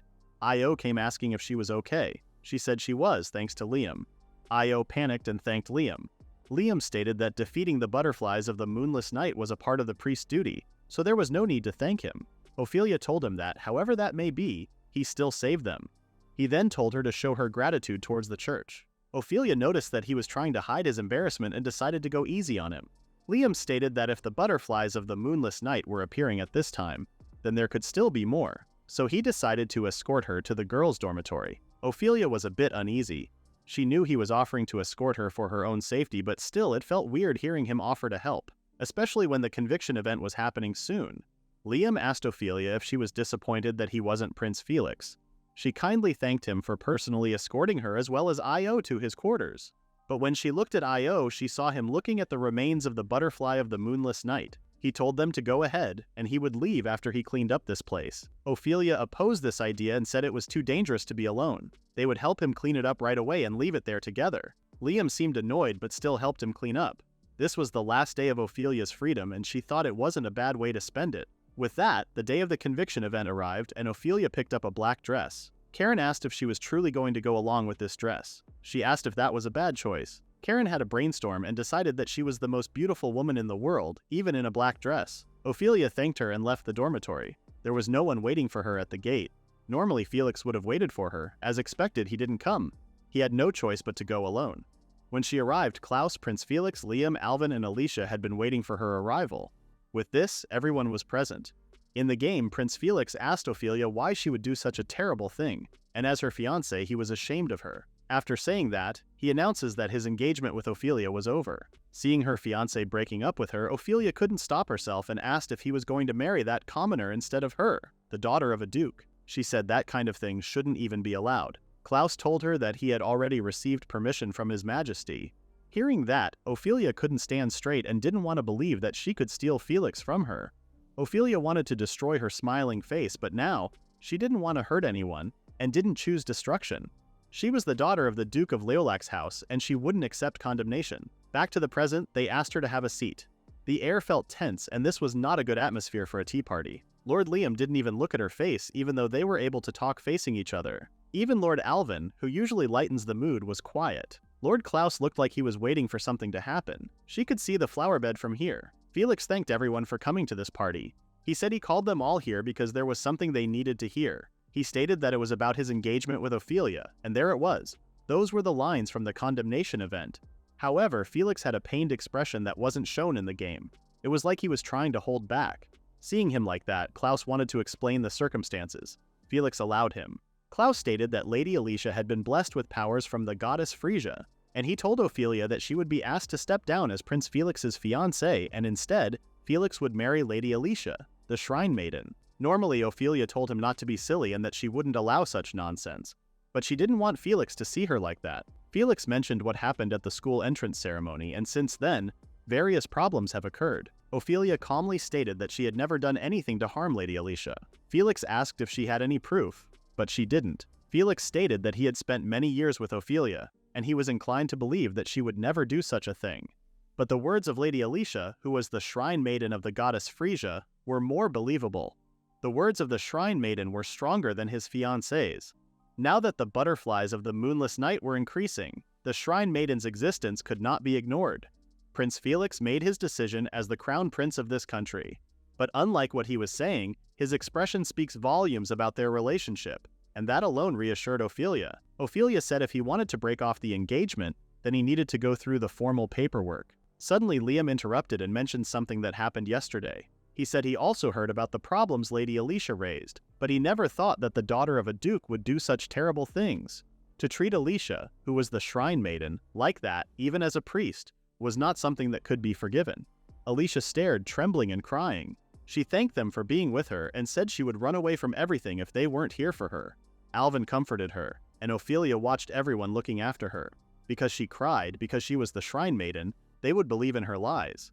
She started to get mad, but then noticed Felix again. Alicia wanted Felix to move on to the main announcement. He was about to do that, but he stopped mid-sentence and had to gulp first. Suddenly, Io came with a bucket of flowers and said he was busy. He apologized and said he knew they were in the middle of a tea party, but he would finish this soon and wouldn't get in their way. When Alicia saw him going for the freesias that she planted, she started scolding him. She asked why he was replanting them and told him to put them back. Ophelia looked at the flowers he brought, and they were black freesias. Io told Alicia that he made a promise that he would show Lady Ophelia those black freesias. She used to come to this flower bed often, so he decided to replant it here. He said that the previous flowers from there would be in another flower bed. Ophelia asked where he got them from. He said they finally bloomed this morning, so he rushed over and was glad she saw it first. He said he was going to replant them and take their time to appreciate them. Ophelia thanked Io for this favor, but Alicia was not happy. She started saying that if they weren't in this flower bed, then there was no point. She was right. This flower bed reflected the affection level of the capture target. Now that the flowers planted for the heroine were gone, all that was left were the flowers for the villainess. While wondering what was happening, Prince Felix hugged Ophelia from behind. She was shocked. He apologized for trying to say something cruel to her and said he didn't know why he would say something like that. Even he couldn't believe it. He said he always had Ophelia beside him, but now that he had spent more time with Alicia, he felt like he wasn't in his own body. Ophelia told him to raise his head and said she didn't care about that. In the first place, even though he was a capture target, she got involved with him, and it looked like he was resisting the force of the game. If it worked, she would have been condemned, but it wasn't enough. Ophelia grabbed his face and said he was ruining his good looks. Felix said she was crying too. She didn't even notice it until he pointed it out. Felix kissed her teary eyes and said how salty they were. If that were a game, it would end right there. The villainous Ophelia living happily ever after with the crown prince. Unfortunately, this was the reality. Alicia started screaming around saying Prince Felix was supposed to marry her. She said she had never heard of a black Frisia and asked the other guys if they would marry her. But they were all on Lady Ophelia's side. She didn't accept that this could be true because she was the Shrine Maiden of Frisia. Klaus stated that they prioritized the role of serving the crown prince over his engagement to the shrine maiden. Alicia didn't want this, and as the shrine maiden of Frisia, she had no choice but to pledge to serve it for the rest of her life. She opened her neck to show them the proof, but it wasn't there. The proof of the shrine maiden, according to legend, she must have the mark of a flower blooming on her chest, but it wasn't there. Klaus had never read anything in literature about the shrine maiden's mark disappearing. In other words, Lady Alicia was pretending to be the shrine maiden. Alicia still insisted that there was proof on her chest. Klaus told her that she could claim it all she wanted, but it wasn't true, and her excuses were useless, and she had just proved otherwise. The fact was, she wasn't the shrine maiden of Frisia. Liam asked if she intended to make an enemy of the temple by pretending to be the shrine maiden. She tried to convince at least one person, but even Alvin didn't believe her. She turned to Ophelia and told her that she was just a villainess and wasn't supposed to be on stage. Ophelia had had enough of herself and replied that even if she wasn't on stage, she was not free to do as she pleased.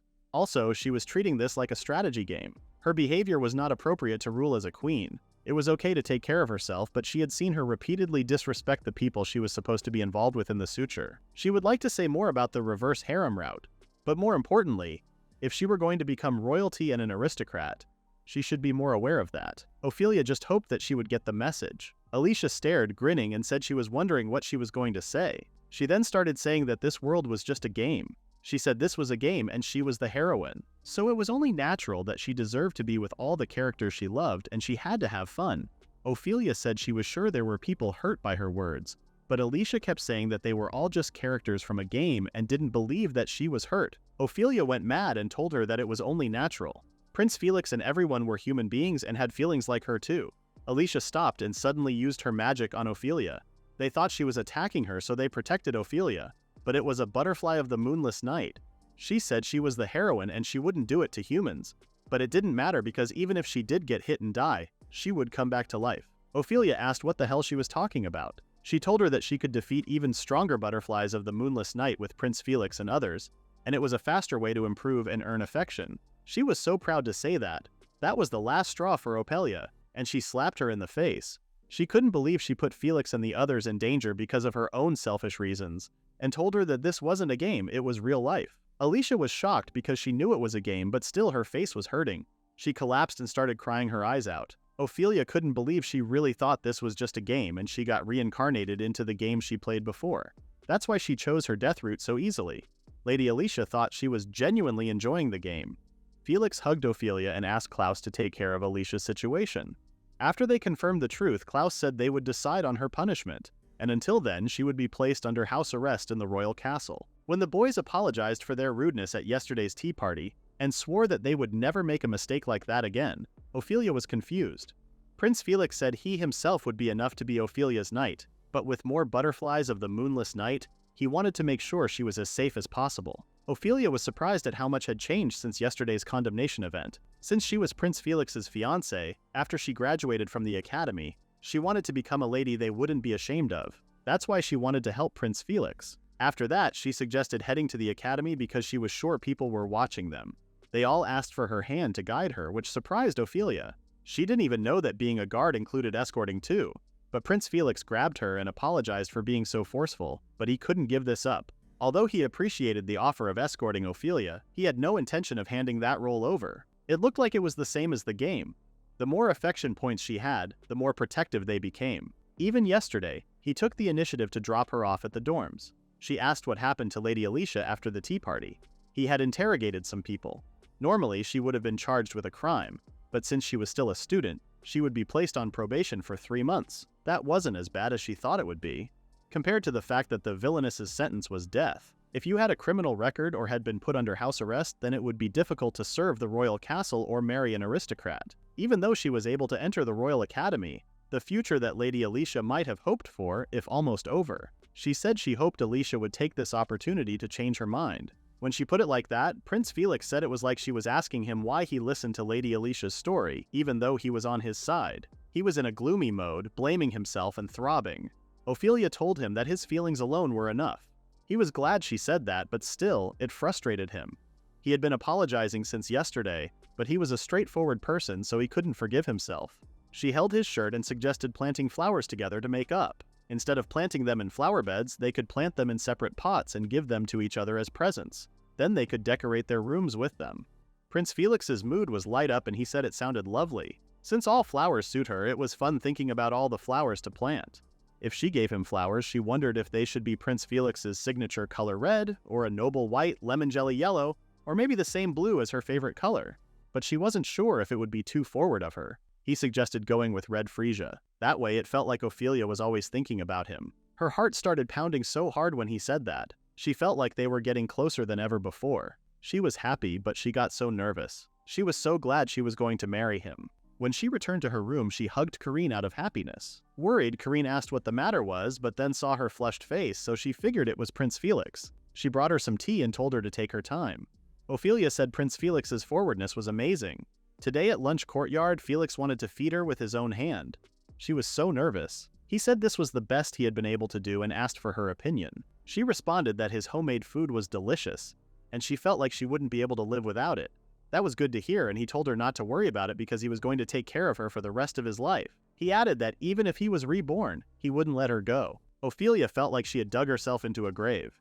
He said he wanted to call her Ophi more to show others that she was his. She touched her hair and said her dark blue eyes and her beautiful hair were all his. He said he had always wanted to touch her freely and got closer to her face. He leaned on her to kiss her and asked if he could touch her there too. Karina couldn't stop her excitement while Ophelia was telling her what happened. She said they didn't, but Karina said he would have done it if he had gone that far.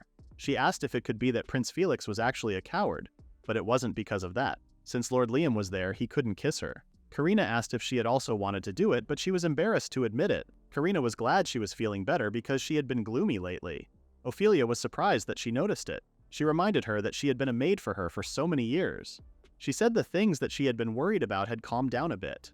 Now that Lady Alicia was away, Prince Felix and the others were trying to subdue the butterflies of the moonless night, and he even had to prepare lunches for 2 people every day. She was sure he was very busy, and she wanted to at least thank him. She wondered if she could show her appreciation for him with her home-cooked food. Karina was so excited about this idea and promised to help her with it. She said it wasn't a big thing since it was just a token of her appreciation, but it was lovely cooking for your loved ones and they need to think of a menu that would please him.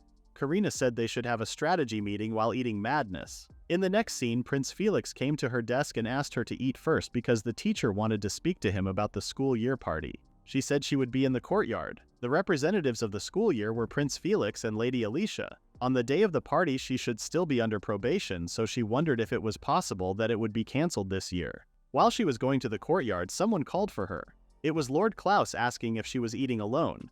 She said Prince Felix would join her later. The butterflies of the moonless night have appeared more at school, so he said he would escort her to the courtyard and have lunch together. She accepted his offer and he was pretty happy. But when they arrived at the courtyard, the others joined, asking to eat with her. Klaus thought something like this would happen and told them that Prince Felix was not here, and he came with her as an escort. As they started discussing eating lunch with her, she suggested eating together, and that way it would be more fun. But she was praying that Prince Felix would come and save her. As they sat, every boy brought delicious food.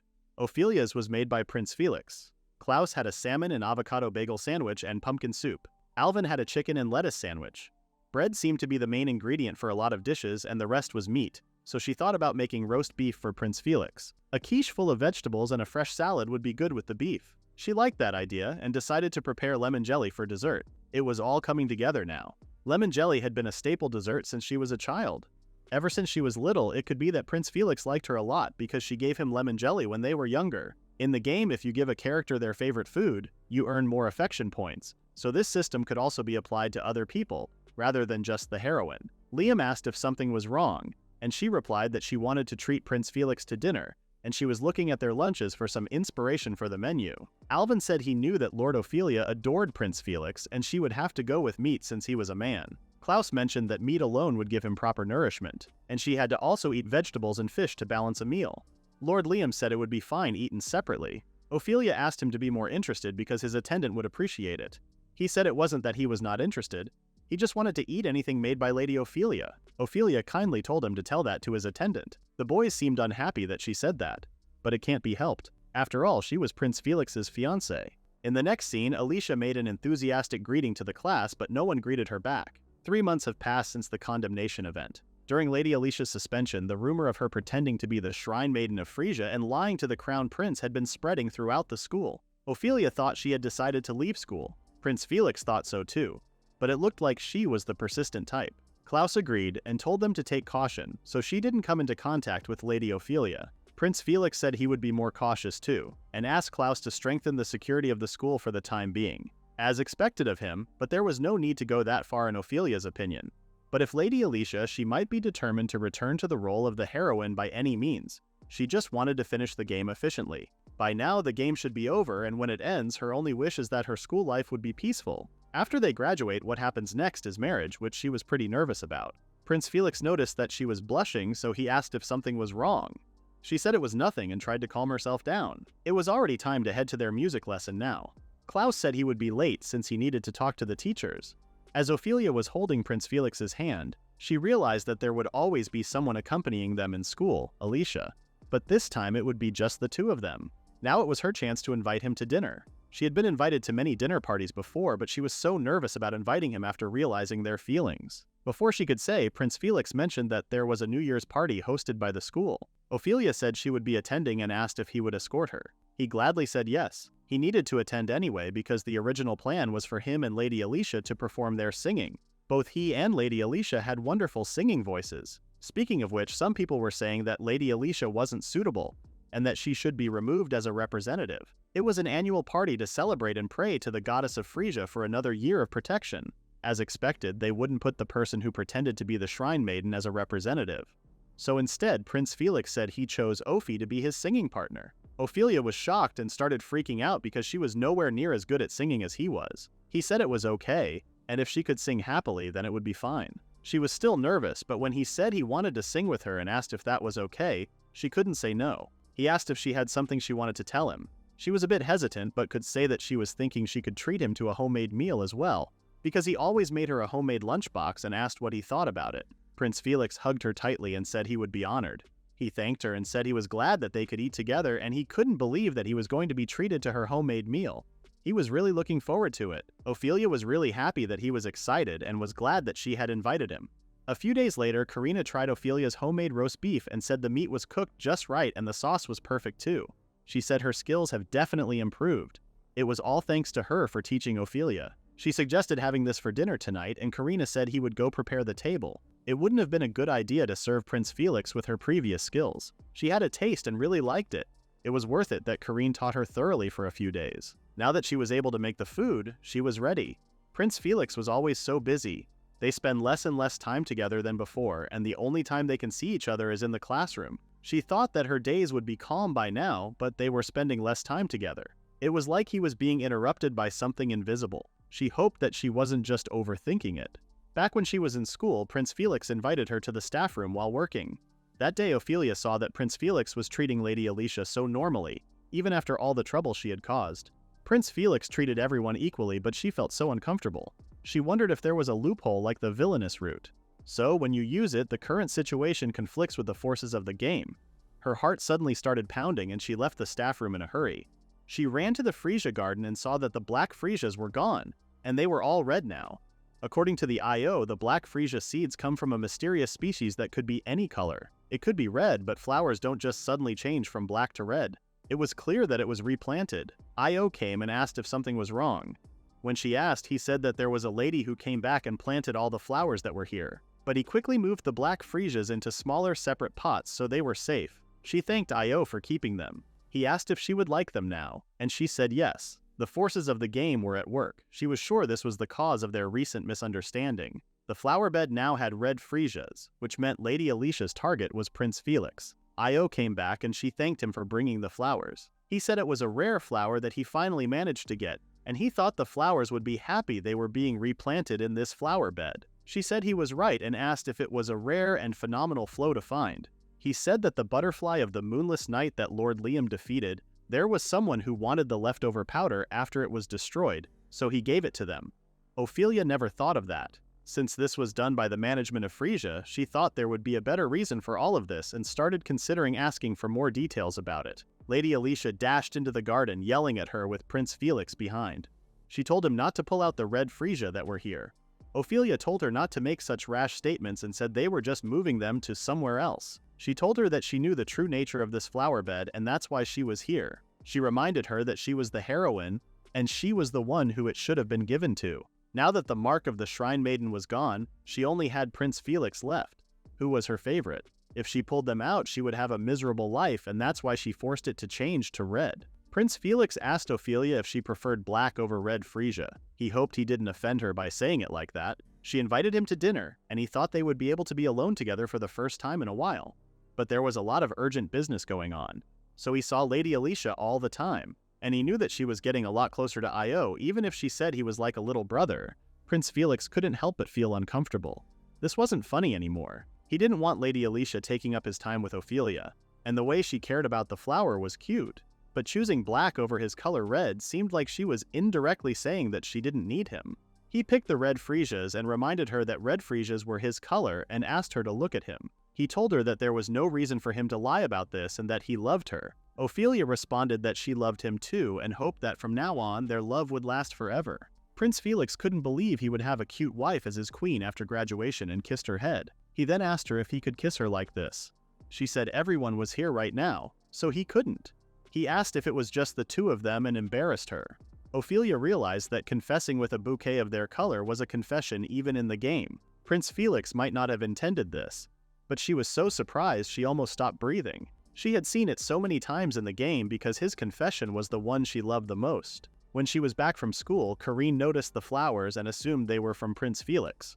She was embarrassed, so she said she was going to put those flowers in her bedroom while Karine prepared some black tea for her the meantime. When she put the flowers in the vase, she recalled Prince Felix's confession and felt like this was too much for her. If Lady Alicia and the others hadn't been there, she wasn't sure what she would have done. She definitely wanted him to kiss her right then and there. She was so happy. In her second life, she was reborn as the villainous Ophelia in the otome game Frisia. Since she was a character whose father was to be executed or exiled, her first goal was to become happy and live a life of peace. She had been absorbed in that, and remembering the mail from the developers was huge. But now she had become happy. Feeling so refreshed made her hungry, so she decided to change and get a bite.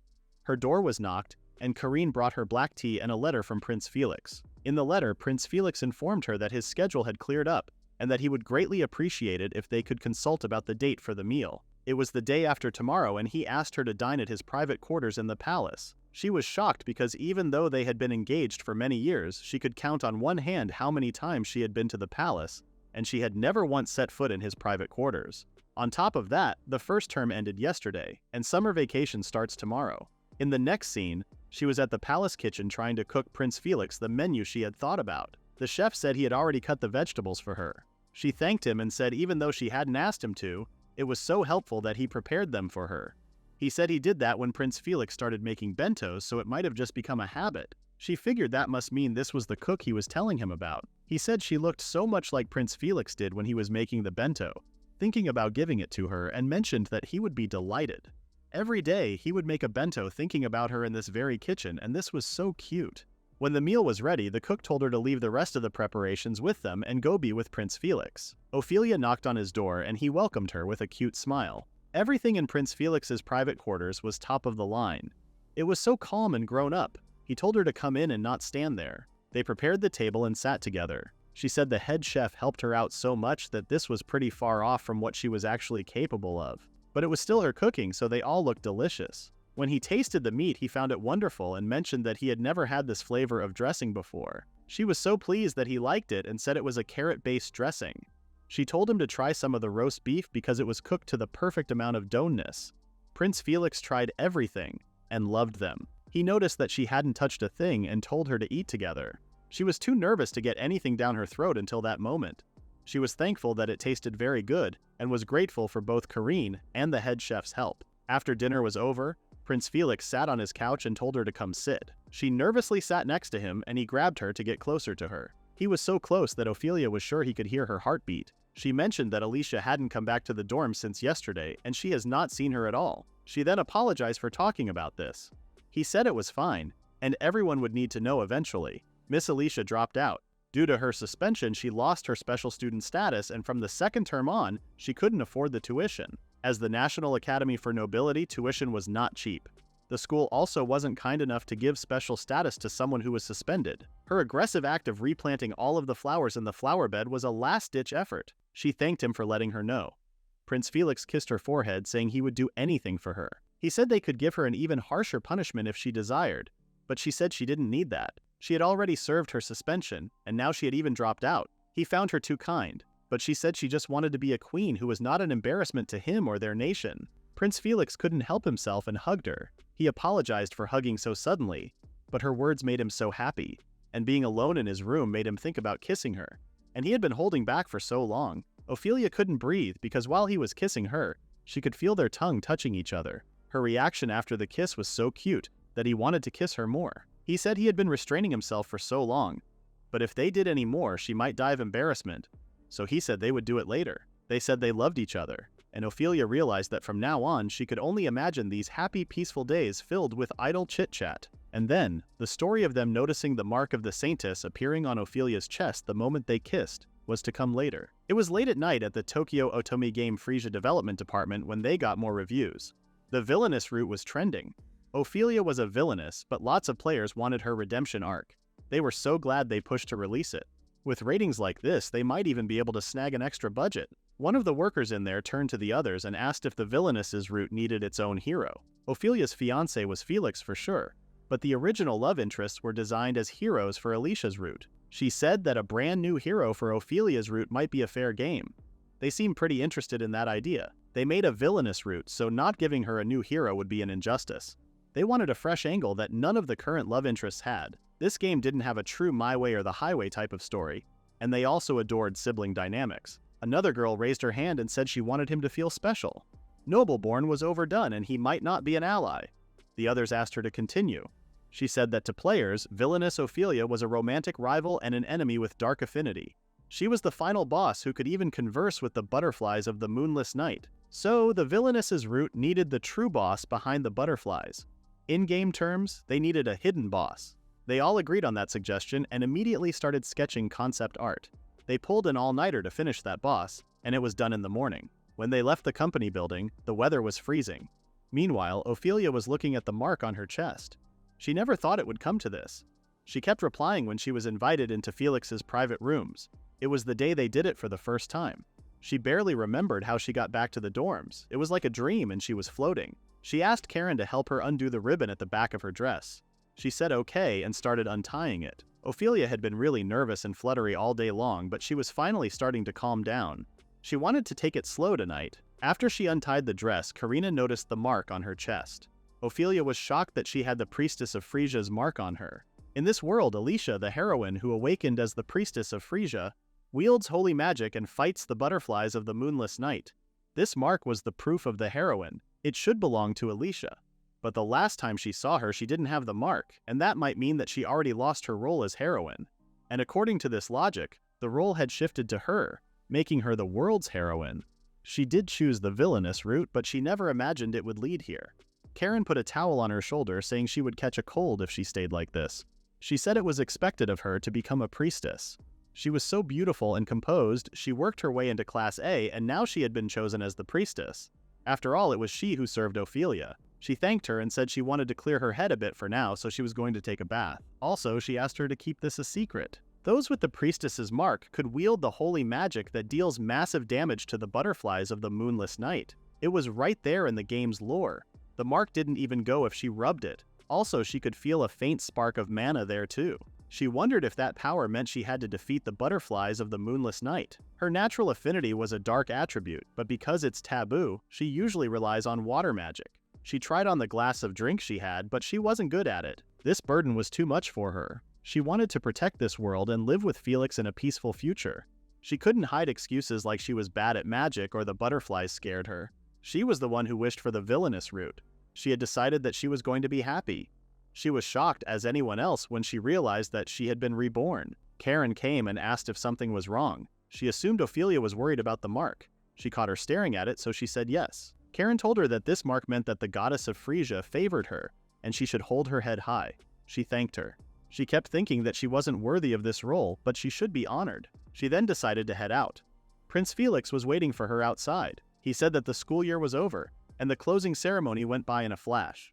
He wasn't alone. Klaus, Liam, and Alvin were also there. After the condemnation incident and their apology, they started meeting together like this and even began making advances. Thanks to Felix keeping an eye on them, they would try anything foolish. Liam informed that the temple reports said the appearance of the butterflies on the moonless night was increasing. Mutated variants were among them too.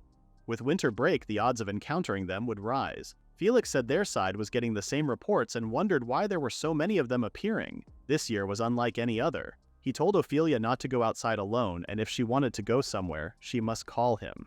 As for the reason they were increasing, in the game it was called the Millennium Surge, when the butterflies of the moonless night become active, which is why they were swarming.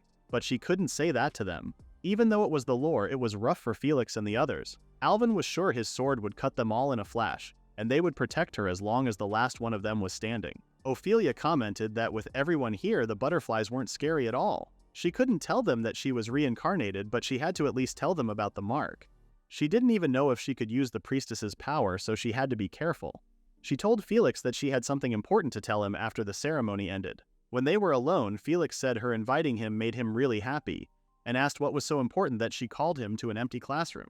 Ophelia was distracted by his flirty attitude. She said that it was important. She said that it may be hard to believe, but she manifested the mark, the proof of Frisia's priestess. Felix was shocked. She explained that it appeared on her chest the night they had dinner. Her maid Karen saw it too, and she said it must be shocking to him. Felix held her hand and thanked her for telling him. That must have taken a lot of courage. For her, with the butterflies so far from daily life, that mark must feel like guilt, and also very frightening. She said it was. She couldn't dent it so easily. Deep down, she was really afraid, and he saw right through her. But she knew she would be fine because, having him by her side, she felt like nothing in this world could harm her. She asked him to be with her forever. He said he was the only one who belonged with her. Felix then said keeping this just between them probably wasn't a good idea. She noticed that he was blushing, so she asked. He asked her to forget what just happened, and it was inappropriate for someone royal. Ophelia was confused. Felix told her that with that mark she was allowed to have multiple husbands, and if that happened, he might die of jealousy. Ophelia had never thought about that at all. She told him that this was impossible. Her one and only fiancé was him, Felix. If anything, he was the popular one, so that was what worried her more. He hugged her tightly and asked her not to tease him. He was so cute for getting jealous over a what if. Felix asked if she was calling him small-minded. She said she was just happy that he cared enough to be jealous. Felix's possessiveness was something she liked about him. But the priestess's power wasn't something private possessions could hide. For now, Ophelia said they are going to announce it after they confirm that she can use the priestess's power. They could take the test during winter break. He said it was a good plan and they would have to decide how and how much to reveal. It was an important matter, so they would proceed with care. Ophelia thought she was ready, but announcing it right away, she doubted her heart would be able to take it. Felix suddenly asked if he could see the mark. She was shocked and embarrassed, but she couldn't really use magic. Showing skin was embarrassing, but proving the mark meant showing it to him directly. This wasn't something indecent at all. She opened her neck and was sure he could hear her heartbeat. Felix looked at the mark and said it was beautiful. She said it looked faintly infused with mana. It was probably the goddess Frisia's magic. He thanked her for showing it to him. He then wanted to tie her ribbon.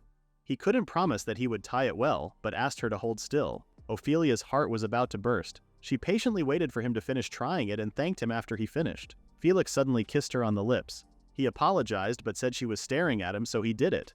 Ophelia reported the priestess mark, but there was one thing she was nervous about, not for the same reason as before. He said that he would like to invite him to visit her domain over the winter break. In the next scene, they were in the carriage, and Felix was right beside Ophelia. She was so excited. It had only been a few months, but she still felt nostalgic seeing her territory. It had been a while since he last visited Lerulac, but it was as lovely as ever. She thanked him and said they grew wasahi at the base of that mountain.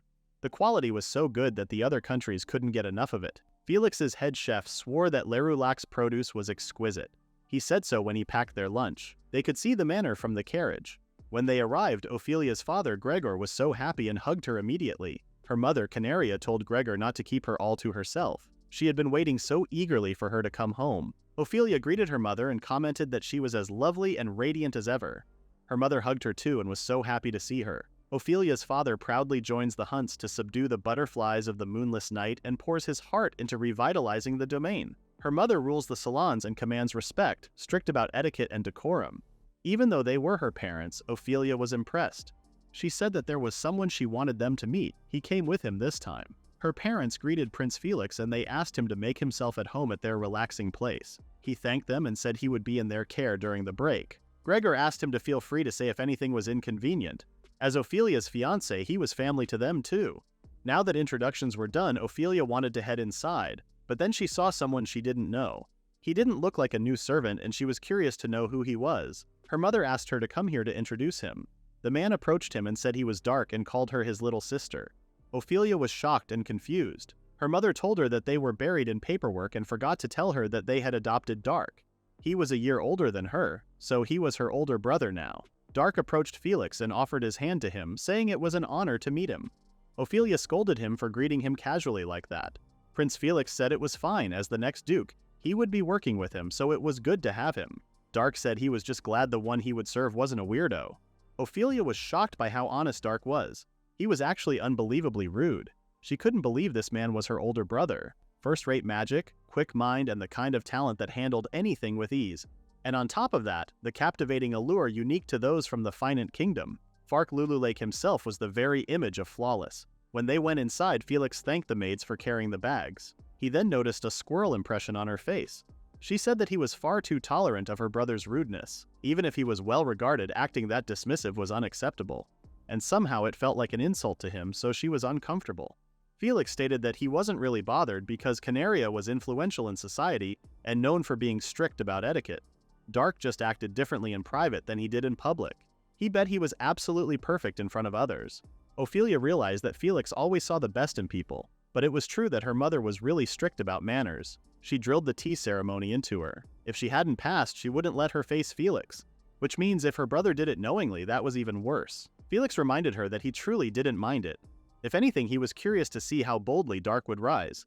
Still, if he goes too far, she asked him to tell her because he needs to act like a future duke. Felix grabbed her shoulder and said it was enough about the Dark. He kissed her again gently, and with this kiss, the anger and tension she felt melted away. He was strong and kind and possessive too. The day after she came home, they went to a quiet lake away from the manor to see if she could use holy magic. She was nervous, worried about not being able to cast. Felix noticed that her hands were cold, so he assumed she was nervous. He told her not to worry because she would use magic just fine. But she knew he knew her grades. She promised to do her best though. Felix told her that from now on, he was the only one who got to warm her. When he told her to stay by his side forever, Ophelia wondered if he was still thinking about the priestess's magic and the multiple husbands rule. She would never do that, so she held his hand and said that she belonged to him alone. The priestess of Frisia could use 6 holy spells: Prayer of Healing, Prayer of Sword, Prayer of Shield, Prayer of Purification, Prayer of Light, and Frisia's Prayer. The most powerful was Frisia's Prayer, a holy attack spell so strong it couldn't be used many times in a day. The easiest was the Prayer of Healing, but no one was hurt. Next easiest was the Prayer of the Sword, so she tried that one. She felt a warm feeling flooding from the mark and wondered if it was the goddess Frisia's mana. With this power, she was dedicated to protecting the world. She used the Prayer of the Sword on Felix and he was amazed. Power was surging. It was a buff to increase attack power.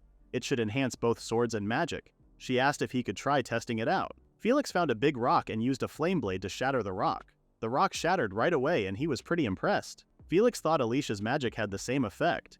He had fought beside her, so he should know how strong it was. She wondered if he was trying not to hurt her feelings. He said that her spell was new to him. Lady Alicia could only use attack magic. Ophelia was shocked. Even if Alicia was focused on roots, she was surprised that she had no support magic. She said she could use support magic, so she asked him to let her back him up.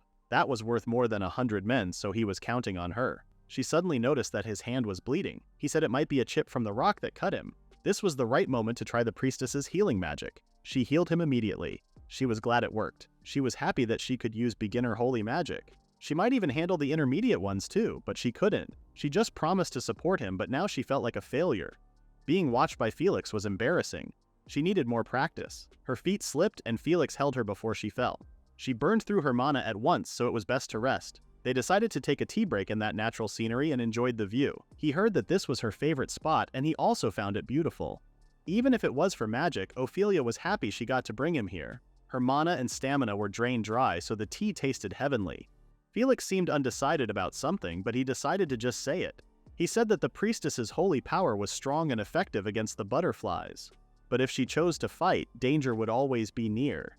He was going to protect her as he promised. But even so, this part was just how it was, and it might be a man thing. He said that he didn't want her stepping into battle. It was a bit late to say. Ophelia said she was happy that he cared that much, but she had only always been the one protected. Truthfully, she was a burden. The old woman wouldn't have chosen to fight because she wasn't strong. She thought she would serve on the political side instead. But now she had the power to fight. She was going to become his wife, and when she did, she wanted to stand beside him in the battle. Felix realized that he couldn't stop her, so he was going to be her sword and always be by her side to support her. This was likely the Villainess Route scenario. You enter the route, fall in mutual love with a target, and the end rolls, but it wouldn't be that simple. Something might want the story to follow the script, even changing her feelings to fit it. But she knew her feelings were real. Reincarnated or not, this was the precious world where she was born and raised. She was going to grow stronger and protect it. After the break, they continued practicing. Felix told her not to push herself, but she was excited that she could use magic. She aimed at a tree and used a prayer of purification on it, but it didn't work. It was an early game attack spell. Felix told her that it was fine. A step at a time was how she grew. Using 2 spells was already great, so she should be kinder to herself. He patted her head. She said clumsy magic still worked, so she was going to train till every spell was second nature and she was going to make it look effortless. Someone responded behind her saying he would like to see her achieve it. It was Dark. He said Ophelia was going to be a stylish mage now. He heard they were here, so he came. Felix asked if the manor was worried. He said their father trusted him and they said it was nice that they were so close. Dark asked if she was practicing magic and teased her. She was annoyed, but she knew her mother said that Dark's magic was top class, so she thought he might teach her. Dark told Felix that a retainer was looking for him. A letter had arrived and he seemed flustered. He said he would watch Ophelia and he should head back first. Felix said he was supposed to stay with Ophelia. Ophelia told him that if something happened it would be too late, so she would be slower with him. She would return later with her brother. He said he would take them up on that and thanked Dark for the heads up. When he left, Ophelia started to suspect Dark. She tried to assume that he was just quite king. Dark stated that the sun sets in about 20 minutes and he was going to watch her magic till then. Ophelia was so excited. Dark told her that it wasn't a big deal. He was her brother, so he would watch at any time. Since Dark couldn't use Holly spells, she decided to show him after magic. But when she did, it went terribly, and he told her that she had no talent. He couldn't even understand how she made a spell that flimsy. He had never seen anything that weak. She knew that better than anyone and thought a little reassurance would be nice. He grabbed her wrist and told her to relax her body. He said that it wasn't that mana wasn't circulating, it was just circulating too slowly. That was the reason why her spells were small and sluggish. Ophelia was shocked because even experts and doctors said the cause was unknown. He really was that skilled. He said he was going to assist her with casting this time and told her to try again. While she was trying, Dark just touched her shoulder, and this time it was amazing. For a moment, a crushing pressure filled her body, and it was her brother's mana. With this much mana, his spells must be amazing. She asked what kind of magic he could use. He showed her one, and it was incredible. Since she was so impressed, he said he should give her more of a show. But he lost control and cut her hair. He panicked and asked if she was fine. She said she was, and was surprised that even he could make mistakes like that. He said it was just an accident, and he got carried away. He wasn't usually this sloppy. He said he was glad she was okay. He patted her head and said they should head back. Ophelia was anxious that she suddenly had a brother, but she was glad that they warmed up a little.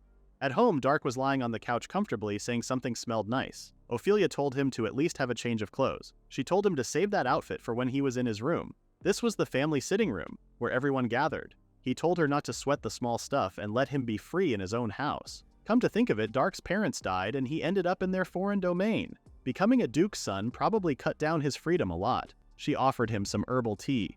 She wondered if he would like it.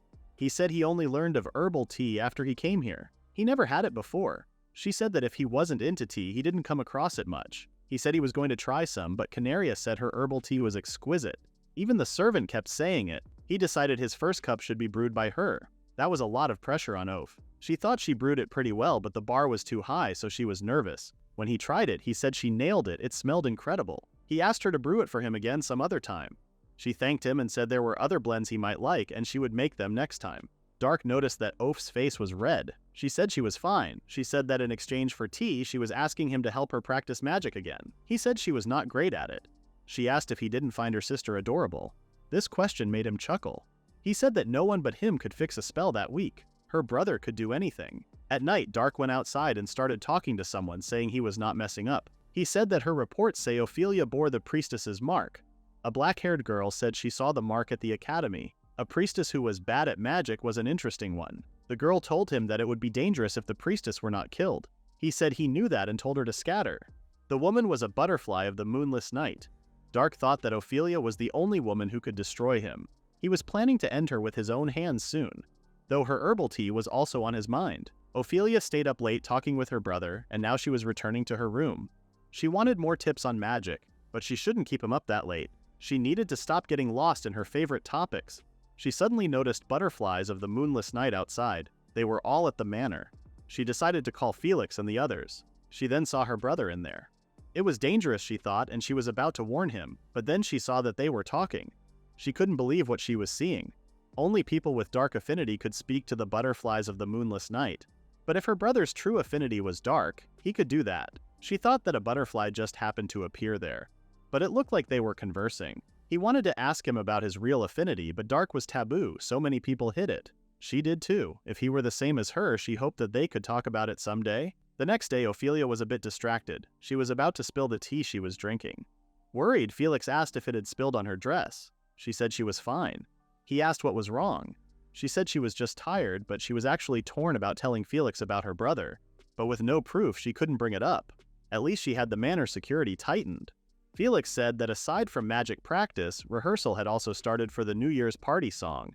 Her brother even dropped by during voice practice. Seemed the fatigue setting in. If he had dark affinity, he could be a threat, so she needed to brace herself. But the day passed peacefully. She didn't understand her brother. If he were like her, just dark affinity had nothing more, that should be fine.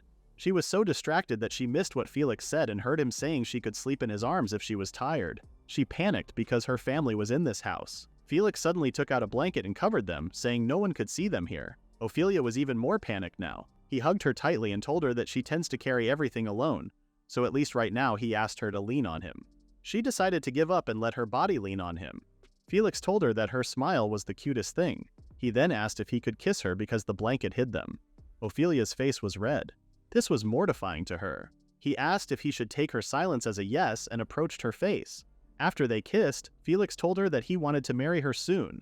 Since that night, she hasn't seen her brother with the butterflies of the moonless night anymore. She even started to think about the possibility of that being her imagination. He still teased her, but he looked after her like a proper big brother. She was sure that he wasn't an enemy. In the next scene, Ophelia was celebrating that she did it, but Dark didn't think there was anything to be happy about. She said that it was a huge advancement for her. From a cup to a whole bucket meant that her magic was improving.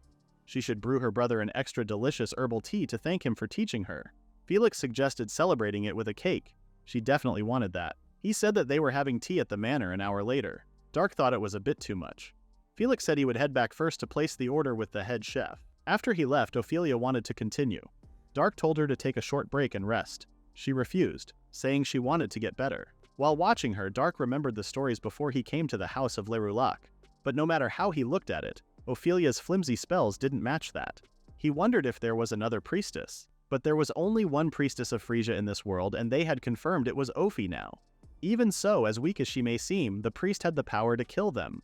So they couldn't leave her be. And with no fiancé right now, he could actually kill her right there and right now. He reached his hand and started using his magic on Ophelia. Even though he tried, his spell didn't work on Ophelia, and he thought he missed it again. The butterflies of the moonless night were screaming at him to do it again, but he threw her off. He was irritated. He aimed for her, but nothing went the way he wanted. In the next scene, they were telling Ophelia to hurry. She said that their pace was too fast. Ophelia told him that he was the one who said he would come shopping, so he must not rush ahead. He said that sending Prince Felix and her into town invited trouble. Felix told him that he was going to protect Oph from anything, but crowds could get unpredictable. It was better to have more guards and watchdogs. He told her to relax and pick dinner ingredients. He was still questioning whether a noble lady really cooks. Felix told him that Ophelia was great in the kitchen and that he would be impressed. Dark told her that it better be delicious. Ophelia was being crushed under this pressure. She regretted promising him. Felix pointed at a stall and said they looked fresh. Dark also found some good ones, and they both seemed like they were having fun. Ophelia then noticed a specialty shop.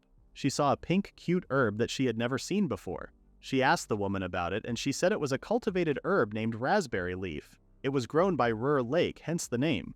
She gave her a sample, and it was delicious. She decided to, but it and Dark came. She said they bought a lovely herb. She promised to brew an exceptional herbal tea after all. Dark put his hand on her shoulder and asked if it was only for him. Felix came asking what they were doing. He seemed to have bought a lot of stuff. While he was saying that, he also grabbed Dark's arm and released Ophelia. She said that while he was buying vegetables, she found this cultivated herb. After this, they just needed meat. Both Dark and Prince Felix pointed at something and said there was a good butcher over there. The fight started and they argued about whose butcher was better. They decided to buy from both of them to decide which one was better. She giggled and told them not to leave her behind, but they were already gone. The moment she was alone, a man approached her. She knew that it was best not to engage with these types, but the man stopped her again and said that she was rude for ignoring him. She said that if he knew who she was and still behaved like this, he would regret it. She thought this would work, but the man said all he knew was that she was his type and grabbed Ophelia's wrist. Before she knew it, Dark punched him in the face and threw him to the ground. The man couldn't even hear him because he passed out. Felix apologized for leaving her alone. She said she was fine, but she couldn't say the same for him. Dark told the guards to take him away. Ophelia was surprised. She thought her brother would just leave him, but he called the guards and handed him over. She thought she might have to revise her opinion. She thanked him. He said it would have been messy if the prince beat a citizen himself. Even though Dark was harsh and stiff, it was better than his acting stiff and formal. Felix offered his hand to guide her through the city, but then Dark did the same and asked if she wanted to hold hands with her brother too. Felix told him that even if he was her brother, Ophelia was his fiancée.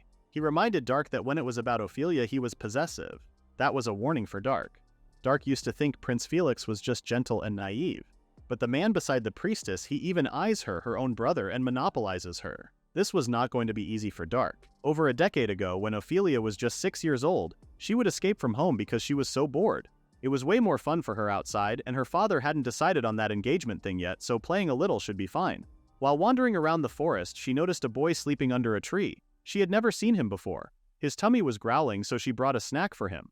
He woke up and started eating immediately. She then asked for his name, but he seemed to have trouble speaking. When the maid came and found her, the boy ran away.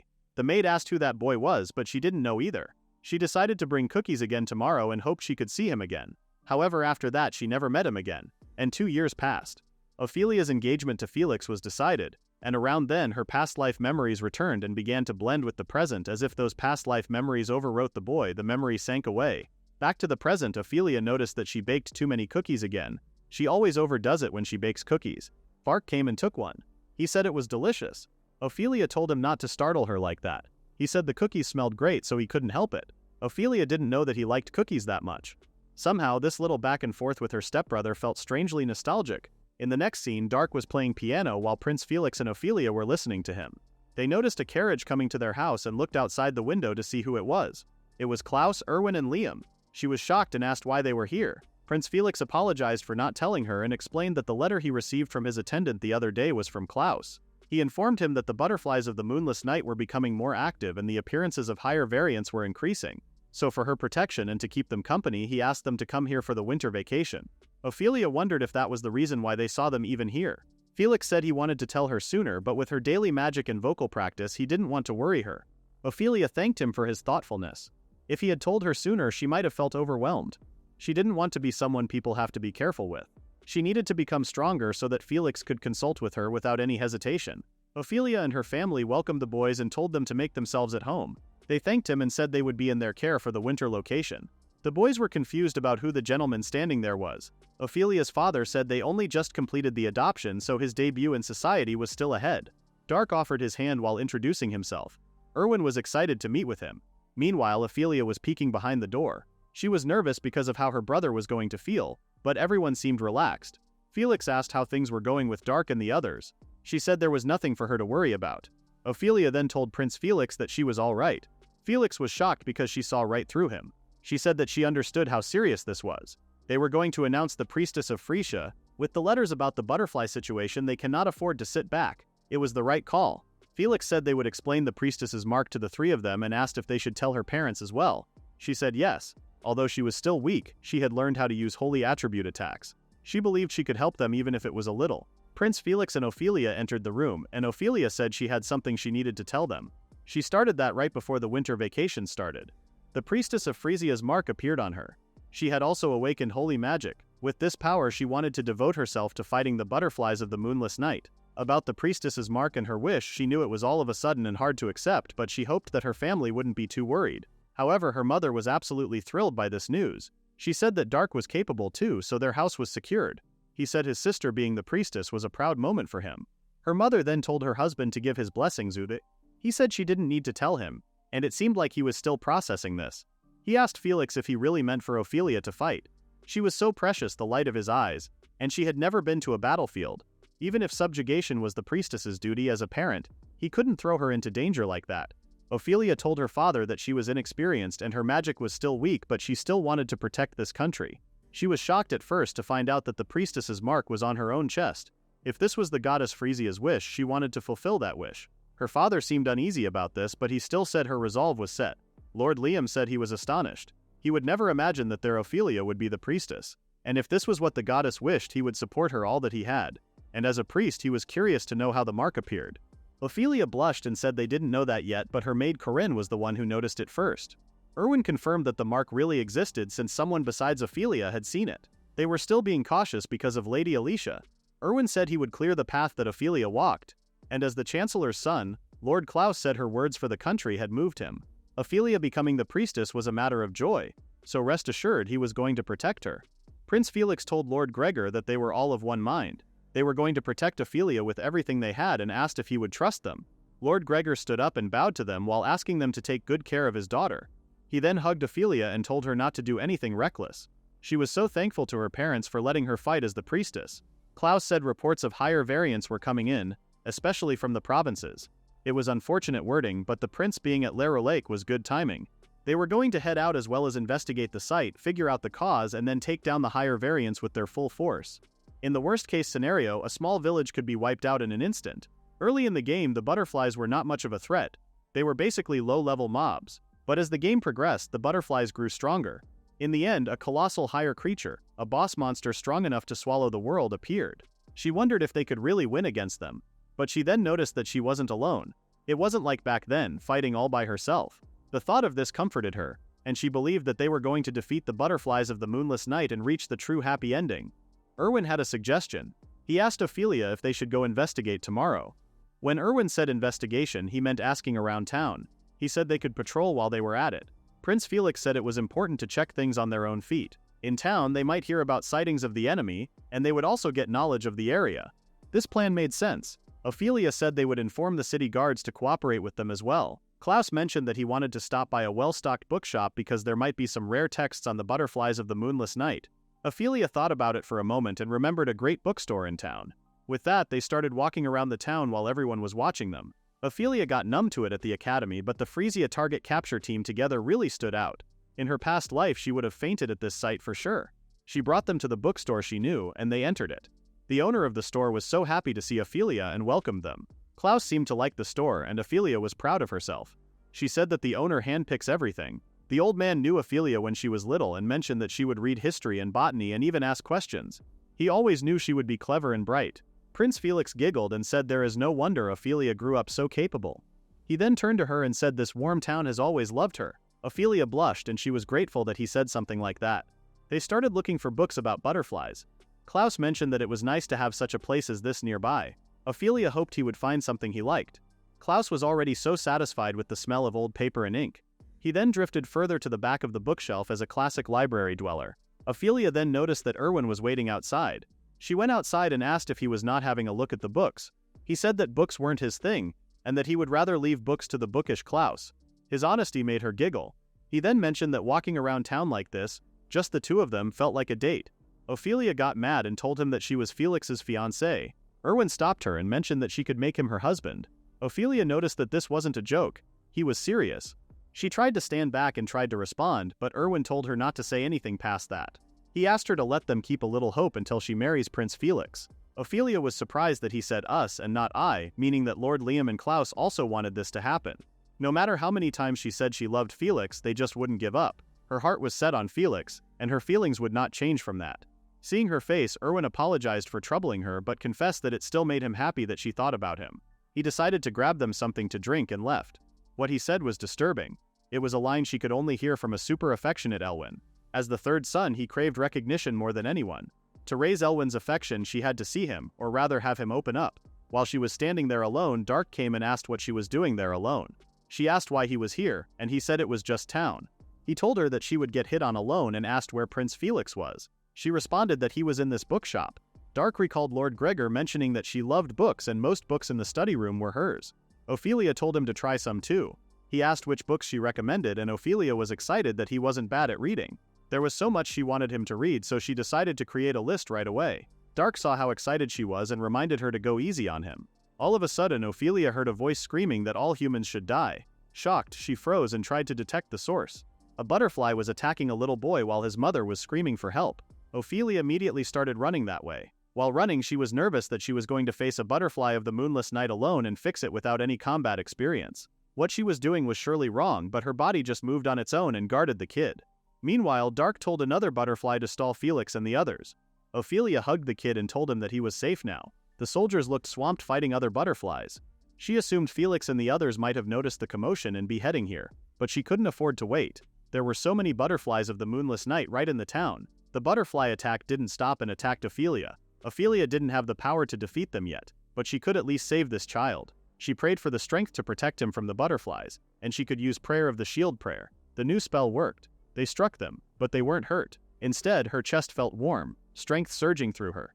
This feeling was the same as when her mana brimmed. The butterfly noticed her spell and figured out that she was the priestess. It got more furious and attacked her with more powerful magic. This time, Ophelia had no time for a spell. Right before the spell hit her, Dark appeared and told her that she was too reckless. After dodging that attack, Dark told her to accept how bad she was at magic. She thanked him for saving them, but Dark didn't respond. He was distracted, and Ophelia noticed that a butterfly was coming at him, so she instinctively stood in front of him. Even Dark was panicked now. This time, Prince Felix was the one who killed the butterfly. He was here just in time and asked if they were okay. She said yes. Prince Felix was so glad. He looked out of breath. He fought while searching, then rushed to them. The little boy she saved grabbed her dress.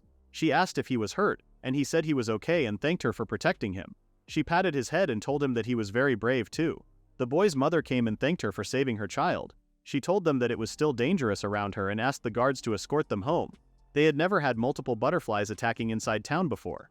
At this rate, people wouldn't be able to step outside. So many stalls were crushed by the raid. It was good that soldiers evacuated most folks to safety. She noticed that there were pink herbs on the floor, and saw that the stall where she bought the herb was destroyed. She then noticed a butterfly under the rubble of that fallen stall. Dark had noticed it too. She only noticed because she heard the butterfly's voice. If that was the case, that means her brother was a dark attribute too. The butterfly screamed at Dark to kill the priestess and called Dark their prince. Prince Felix saw the butterfly and killed it immediately. He asked if she was okay and she said yes. It was a good thing they finished it before it attacked. There may still be around here, so he asked the guards to sweep the area. Ophelia was still thinking about what that butterfly said. That keyword wasn't in her past life memories. She had a bad feeling about this. Meanwhile, Dark was having deep thoughts about Ophelia. If he had left her, the butterfly could have taken her out, but he still saved her without even knowing the reason. The chamomile scent had scattered all over the place, and he thought it might be because he remembered the tea she brewed. But still, it was odd. He found her strange for shielding others while being weaker than him. In the next scene, a butterfly of the moonless night came inside Dark's room and screamed at him to take them down fast. Today in town, so many of their comrades got slaughtered, but Dark was totally ignoring her. She blocked his view and waited for an answer. Dark told her that if there was any dark attribute human nearby, they would hear her, and warned her not to say more than what she should. She said it was fine because dark attribute folks were super rare. Before the butterfly left, she told him that they had to kill the priestess. He knew that in his head, and yet he couldn't. Back then, he should have left her, yet he protected her on impulse. He started to question if he could really kill Ophelia with those hands. But he knew he had to. Dark Laruka was the one who stood atop the butterflies of the moonless night, called the Prince of the Moonless Night. Not a fused upper-class butterfly, but a mutant subspecies, human in form, highly intelligent, deadly in combat. He hides his nature with wind magic yet masters dark attribute arts. The reason he was here was to eliminate the Frisia priestess who could wipe them out, Ophelia. He wanted her dead before he was back at the academy, but the truth was it wasn't going well. He needed to sort this out fast. That night, Ophelia couldn't sleep. Yesterday's raid kept spinning in her head. She had run into those butterflies plenty before, but never the ones that came to kill outright. She got ready for the day and went to have breakfast. She greeted Dark and he was surprised that she was having a late breakfast. She said she couldn't sleep. The maids prepared rye bread, milk soup, omelets, and freshly picked vegetables. While eating, Dark commented that yesterday was rough. She said that they beat them, but the townfolk must be anxious. She wanted to find a way to reassure them. Dark stated that it was admirable to worry about the people, but he wondered if she wasn't scared too. There was no doubt that she was scared, but more than that, she was desperate to help that child. She might have put herself second. She was surprised that she even acted like that. All she wanted was to help that boy. Dark listened to her and said she was amazing. She was shocked and she blushed because she was expecting a scolding. She thanked him for protecting her. After breakfast, Ophelia asked if he had plans later. She then served him some tea. It smelled sweet and sour. She said it was raspberry lake, the herb they bought in town. Yesterday was tough, so this one eases fatigue and helps him relax. Dark seemed to like that she picked a tea for him and said he should savor it. She said there was no need for that because she would brew it anytime, and she had lots to recommend. He wondered if she liked herbal tea. She didn't even remember what started. That might be the reason she knew them so well.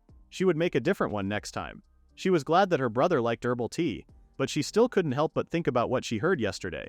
But she decided not to bring it up because he might want to hide it even more after the uproar. Since she was little, she hid her dark attribute from everyone. Even so, the ones who sided with her really kept her going. It might be presumptuous, but she wanted to be his strength. She told Dark that she was his little sister, which means family, and that she was on his side. So if anything was wrong, she wanted him to talk to her anytime. Dark started laughing out loud and called her a weirdo. She was annoyed by his rudeness. He said he was looking forward to it and asked her to brew him some tomorrow morning too. She said of course, and wanted to pinky promise. That night the butterfly appeared again and asked Dark why he wasn't killing the priestess. At this rate they were all going to be wiped out. They were going to kill him too, and she asked if that was what he wanted. He knew that they could not just leave the priestess. Only one human girl dying shouldn't matter, but he promised to have tea with her tomorrow. The butterfly asked what that meant and told him to get rid of her already. Dark got mad and smashed the window she was standing by. He told her to stand down and stop giving him orders. He was mad that they irritated him right after having that delicious tea. He thought he might cool off in town and then remembered Ophelia again. He had no idea why he kept thinking about that day and what the hell was wrong with him. Meanwhile, in the lounge, Prince Felix and the others woke up. She asked if they were looking for her. Prince Felix said he contacted his father, the king, and they finalized the steps to announce her as Frisia's priestess. Shocked, Ophelia asked if the date was set. He said they would set it once they were back in the capital, probably after the New Year party, and then the dukes would also witness it. The thought of announcing to the whole nation that she was the priestess overwhelmed Ophelia. Everything was moving along and her heart wouldn't settle. She was going to be even more nervous on that day. Just a few days of winter break left, the New Year party was close, and at last she, officially, in the king's name, would be the Frisia's priestess, Ophelia Lerolake. Dark was still thinking about Ophelia and the pressure the butterflies were putting on. They had a point that they should crush the threat quickly, but he still found himself wanting to keep that promise. He saw Prince Felix in the hall and they greeted each other. Dark asked why everyone was gathered. He said Alvin offered to take a look at their swordwork after breakfast, so they were heading to practice right now.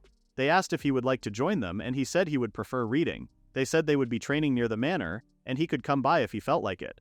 When they left, Dark was a little distracted so he didn't see Ophelia and bumped into her. She panicked and apologized. He said he wasn't watching where he was going either. He asked what had gotten her in such a rush and if she talked with the prince and the others. She said they had arranged to announce the priestess as soon as they got back to the academy. She was already shaking with nervousness, so she thought she would stay with Felix to keep her mind off it a little. Dark was shocked but tried to keep it cool. He said that once it was public, the whole country would be in an uproar. She said her security might get tighter. Even so, when he was in town, she would still prepare tea and tell him to drop by any time. She then saw the boys practicing outside and said she would be going now. Ophi's winter break was almost over. Once she was back at the academy, his chances to finish her off dropped. After the announcement, she would have even more guards. Then all of the trouble of using magic to become their adopted son and infiltrate the manor goes down the drain. He looked outside and noticed that Prince Felix's swordplay was about even with his. Knowing the Crown Prince's temperament, he would hone it even further. He then saw Ophelia approaching Prince Felix and using defensive holy magic on him. He started laughing so hard because this hopeless klutz with magic was actually becoming Frisia's priestess. If this goes down, the butterflies of the moonless night would just get slaughtered with no result. If it were here, then maybe they would be saved. In this world, if they could meet, it would be a miracle. He realized what he was thinking and reminded himself that she was his natural enemy, and besides, finding them would be harder than killing. He was running out of time, he had to do it. In the end, he was a butterfly too. At night, he knocked on Ophelia's door, but there was no answer. He figured that she was sleeping and entered her room. He used polar night wind on her to kill her, but nothing happened. His magic just couldn't hit her. He also got mad that she was still sleeping when he was there to kill her. He then decided to snuff her out with his own hands since his magic was no good, but he remembered their promise again, causing him to hesitate. He started to choke her and she woke up and saw his face. While choking her, he said that if she had stayed asleep, she could have died without noticing. Ophelia couldn't breathe at all and she had no strength to push him back. Dark noticed that she was trying to speak. She said that she would drink herbal tea with him in the morning. The moment he figured that out, he threw her out immediately. Prince Felix arrived and immediately went to check up on Ophelia. He asked what the hell the meaning of this was, but Dark didn't answer. Prince Felix told him to answer. Ophelia asked Dark if they could talk. Prince Felix wasn't sure about that, and Dark asked if she could still say that to the one who just tried to kill her. He said he had nothing to say and escaped. In the next scene, we see Ophelia leaving for the academy. Her parents were worried and asked her if she was really going back there. The New Year's party was still ahead, and she could stay and relax here a bit longer. They tried to convince her, but she turned to them and apologized for the sudden request. But as the saint, there was something he needed to consult the king about at once. Her mother asked if it was something she couldn't tell them. She hasn't told her parents or the servants anything about her brother. She said she would tell them when there was a chance someday. To her father, who worried about last night's commotion, she said she had a bad dream and made a fuss and left it at that. To Felix and the others, she told them what she could and asked them to gather in secret. Her brother had some connection with the butterflies of the moonless night, and he seemed to be talking with them. Because she had the power to destroy the butterflies of the moonless night, she might have been targeted. She just wished that it was a bad dream, but it was as real as the day. Prince Felix said he had been with Dark these past few days, and he didn't seem like he meant him harm. But to think he was speaking with the butterflies behind the scenes, Prince Felix thought it was a fairy tale, but it seemed to be true. Ophelia was about to reveal the truth about her, but Liam coughed and warned her with only his eyes. She realized that he was right because saying she was also in the dark right now would only cause confusion. Erwin asked if they were sure about not telling everyone about the dark. He might come to kill her again. Ophelia said her brother was not serious. He felt he hesitated to take her life. It was possible her brother was under some coercive force or had reasons they could not help. If so, she wanted to save him. If she told her father and mother now, they would arrest him without hesitation and they would lose any way to help him. She would tell them once they knew the facts for sure and asked if they couldn't do it that way. They all seemed troubled after her words. Prince Felix had to say okay, but staying here with Dark was dangerous. It was still winter break, but she must return to the academy as soon as possible, and that was non-negotiable. So they were going to depart as soon as the run rose. She got Felix and the others to bend as much as possible. She wanted to avoid a one-sided condemnation without hearing the reasons because it reminded her of that time. Prince Felix put the last luggage, and they got inside the carriage. As for the person who mattered, her brother, she didn't see him until the end. Suddenly the guards saw butterflies of the moonless night up ahead in the forest along the road to the capital, and there were lots of them. The butterflies were killing the guards one by one inside the forest until the boys appeared. Klaus told the others that the remaining butterflies were 7, and 2 of them were upper class. He told them to leave the regular ones to the mobile troops and they would focus on the upper class. Felix focused, and while he was rushing to kill one, Ophelia used her sword's prayer spell and gave him strength. He thanked her because with this he was 100 times stronger. Erwin said he was going too and asked Ophelia to cover him. Ophelia started praying for both of them. They were both so strong that Ophelia couldn't decide which one to help. Even against upper class ones many times bigger than normal, they didn't flinch at all. This wasn't the game world, this was real, so she was scared, but she had to fight too. She noticed someone on the floor was injured and asked Liam to protect her while she treated the injured one. Liam told Klaus to support Felix and Elvin. She went and asked if he was okay. She immediately started healing his wounds and dragged him to somewhere safer to rest. Liam said clearing Masma usually cannot be done in one go, and yet she did it so easily, as expected of her. Ophelia didn't even notice that her power had gotten stronger without her noticing. She wanted to treat the others too, and Liam helped her. But Felix and Elvin were having a rough time fighting. They didn't have Alicia's holy offense right now, so it was hard. Elvin remembered they were tricky in hand-to-hand combat. Felix was distracted, so the butterfly used that opening and threw him out. Ophelia was so worried. He was pinned and couldn't move while the butterfly was coming at him. They kept the others from getting close to Felix. Ophelia noticed that the butterfly was casting a massive spell. If Prince Felix took that at point-blank range, he would die immediately. Her magic wouldn't reach from here, and she wouldn't make it in time. She started to think about something to stop this. Right before the butterfly hit him, Ophelia screamed at the butterfly to stop. When she became the saint, she thought she had gained strength, and yet all she could do was watch him die. She couldn't believe she was this powerless. If she could trade her life to protect him, she would do it. Suddenly, her priestess mark started glowing. Her chest was burning. This feeling was the same as back then. That is to say, she was not going to allow them to harm Felix. She used the prayer of purification and killed her first butterfly of the moonless night. Immediately after that, she went to heal Felix. Another butterfly appeared right behind her and rushed to kill her. Ophelia didn't have time to cast a spell, so she thought she was going to die now. However, Dark appeared, killing the butterfly of the moonless night. Ophelia was so shocked and puzzled, but he told her to shut up. Prince Felix stood up and dragged her away from him, asking why he was here. Dark asked why he wouldn't be here. He was of the House Larulake after all. And if the butterflies of the moonless night attack, he would go to the scene. He noticed that Prince Felix was looking at him with blaming eyes. The guards came, so Prince Felix couldn't answer him honestly. They thanked Dark for defeating the butterflies of the moonless night. He said they weren't the only ones who fought, and they did well with evacuations and the rest. The guards seemed to love him. Ophelia was shocked because her brother was connected to the butterflies, so this battle might even have been arranged by him. Ophelia wanted to correct him, but Prince Felix told her that even if she argued, there was no proof, and no one doubts him. They seemed to see only a hero, so it was better not to say anything careless now. Ophelia was mad and confused as to what he was trying to do. She understood her brother less and less. In the next scene we see Lord Liam in the class. It was the first day of school and his teacher came to introduce a transfer student. Lord Liam was confused because it was odd to have a transfer student at this time. The teacher asked the student to come in and introduce himself. He was no one other than Dark Leruleg, and his seat was next to Liam Frisia. When he got to his seat, he greeted Liam. After the class, Liam immediately informed the group that Dark had been transferred into Liam's class. They came back to the academy to keep him away from Ophelia, and yet he followed them here. Sued as the next Duke of Leruleg, it was natural that he would focus on studies, but being in the same academy was unnecessary. Prince Felix stated that since he cannot move freely here, they would keep tight surveillance. During classes, Liam was with him. They may need people to watch Dark at other times, so he would pick from the knights. He then asked Liam if he noticed anything off about him. He said he didn't seem suspicious, but the girls were a bit too much into him. They were way too fired up. The more famous he gets, the harder it would be for him to act rashly. They intruded right when he was making final tweaks for the New Year's party. They would head back first, and with Prince Felix here, she would be safe. Prince Felix asked if they should practice a bit more before heading back, and she said okay. Her brother was always there during practice, but now it was just the two of them, so Ophelia was so happy. She started expecting a bit too much from this practice and started dreaming about things. When Prince Felix called her name, she started. He asked if she was okay. Not much time had passed since what happened in the forest and the manor, and even just hearing rumors might bring back bad memories. They were bound to stand out at tomorrow's party. It was her selfish wish to perform together. He said she didn't have to put herself in danger, but she said no. She said that she felt the same. She wanted to be at his side. Additionally, she can now use holy attacks.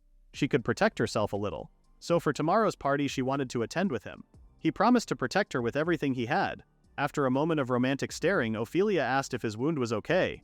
He said he was fine now. When his neck was being squeezed, the upper-class one's screams were awful.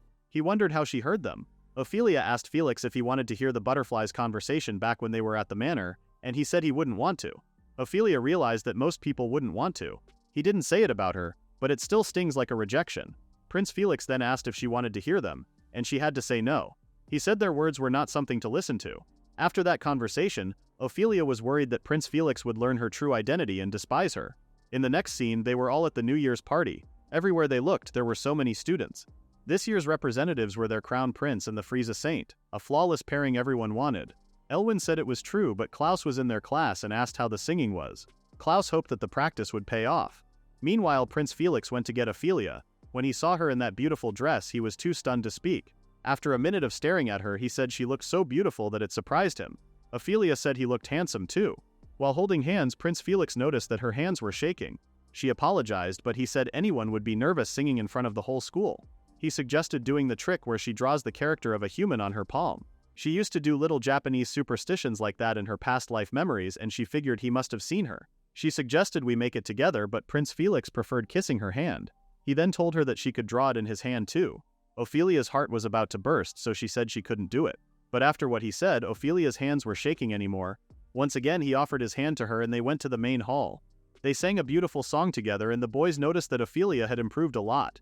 Practice was off limits winter break. Erwin said he was hoping he might hear them. He then thought this might be the best. Girls were even more worth protecting. When they had got a flaw or two, for Ophelia that was magic and singing. Klaus told them that he would listen to Ophi sing anything because she had a voice that gives it all shines brighter than anyone's. Erwin noticed that Klaus hadn't given up on Ophiel. Suddenly a swarm of butterflies in the moonless night got inside the hall and started attacking the students. Liam noticed that Dark slipped away in a blink. Prince Felix asked if everyone was alright. Liam apologized for losing Dark. Prince then asked if they could handle this many butterflies for now. Klaus couldn't tell the total count, but there were 5 upper classes.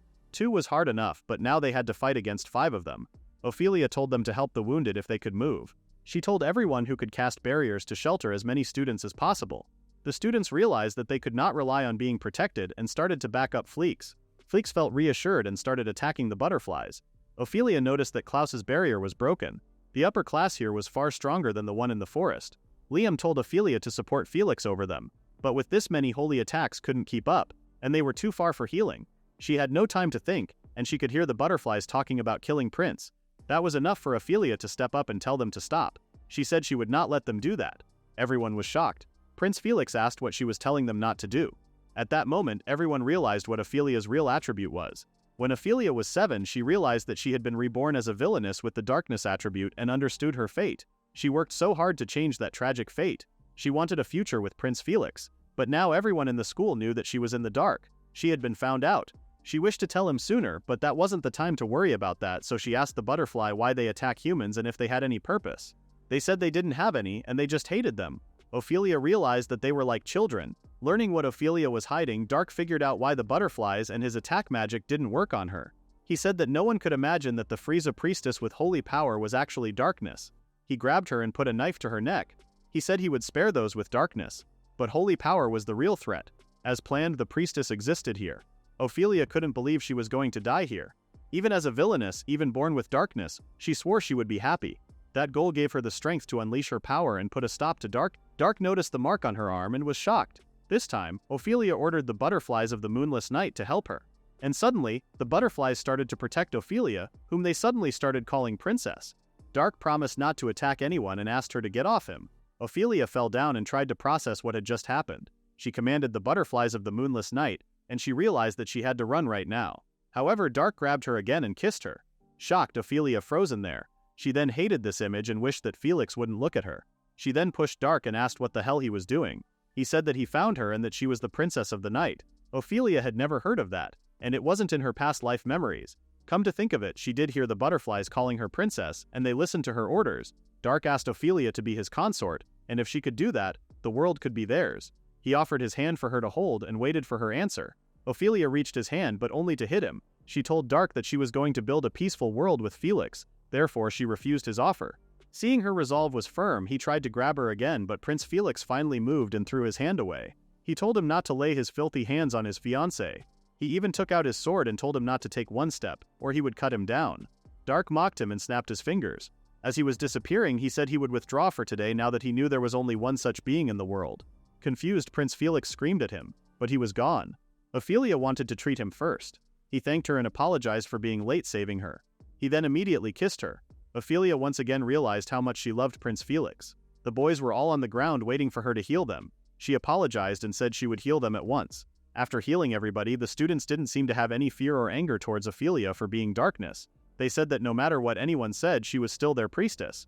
But if she was the princess of the night and if what her brother said was true, that was being with power to seize the world. Like an added villainous route, if this were retconned into the world, it may be an even bigger key than the priestess. She had to brace herself for what was coming. In the next scene, Ophelia was about to enter the class. This was nothing like yesterday's party because it was in front of the whole school. Prince Felix reminded her of the charm where she wrote human on her palm and asked if she would like to do it again. She said she was fine. After what happened yesterday, Felix must have been in shock too, so she couldn't make him worry. She decided to stop the gloomy face. When they entered the classroom, everyone was talking about him. Alicia said it was a shame that the New Year's party was cancelled over a small fire at the venue. Ophelia was shocked because there was no fire. She then realized that the memory that the butterflies of the moonless night attacked the New Year party had been erased from everyone except them. When they sat together with the group, Irvin said this was definitely Dark's doing. Klaus had to agree with him on this one. But if he could manipulate the memories of the entire student body, Dark's abilities were beyond what they imagined. Memory manipulation was advanced magic, and even after casting it on one person, one would need at least 3 days to recover his or her mana. Human mana had its limits, so they need to consider the possibility of Dark not being humans. Klaus said the butterflies of the moonless night take humans from, the higher the species, the size they are. And when he left, he vanished as if melting into the dark. And a human couldn't pull that off. He then asked Ophelia if she had any idea what the Night Princess meant. She said that her brother only changed how he looked at her after the mark appeared. She drew the mark on a piece of paper to show them what it looked like. She said that it wouldn't come off even when she tried to rub it away. It was just like the saint's mark, more like an engraving. They figured that the dark side had a symbol too. Liam said they would investigate at the temple as much as possible. As for Dark, he didn't come to school today. Since they didn't know his whereabouts, Liam wanted to wait and watch for now. Prince Felix reminded Ophelia not to leave his side. Ophelia stood up and apologized to everyone for keeping this secret. She even prostrated herself to show how sorry she was. Prince Felix immediately grabbed her off the floor. He said that he was the one who should apologize because he said he didn't want her to hear the voices of the moonless nights, but she couldn't bring herself to tell him. He made her worry and hurt her, and he was sorry about that. Ophelia responded that keeping quiet was her choice. When he said he didn't want her to hear them, he meant he didn't want her to hear an enemy's voice. Their cries of pain, their pleas for life. Thinking of that, he thought it was better not to hear it, especially for her since she was not battle-hardened. Ophelia thought how gentle his reasoning was. While they were hugging, Klaus cleared his throat and told them that they had learned 3 things this time. First, Lady Ophelia was the Night Princess, though everything beyond the right arm seal was a mystery. Second, she was darkness attribute and could hear the butterflies of the moonless night. Third, her order may work on the butterflies of the moonless night. They were obedient to Dark until the moment Lady Ophelia commanded them. It was like a switch flipped and they tried to save her. To anyone watching, they looked like they were obeying an order. Ophelia didn't remember giving that order very well. Klaus said she might be desperate, thinking she would be killed. The Night Princess might mean someone who could control the butterflies of the moonless night. The timing lined up perfectly, but she was still puzzled as to why she would have such power. If they obey orders, the world could be peaceful in an instant. While she was lost in her thoughts, Prince Felix held her hand and told her not to overthink it. She panicked again because he could see right through her. Liam said that it was all hypothetical, so she could just let it pass. Nonetheless, Dark would definitely target Lady Ophelia, so they had to be sure never let her be alone. And Liam told her not to try to approach him to get information no matter what. Prince Felix was glad that she understood the assignment. He said they would keep tailing Dark and monitor his every move. He had also arranged to increase the surveillance detail. He told everyone to share anything the moment it came up, and he was counting on their cooperation from here on out.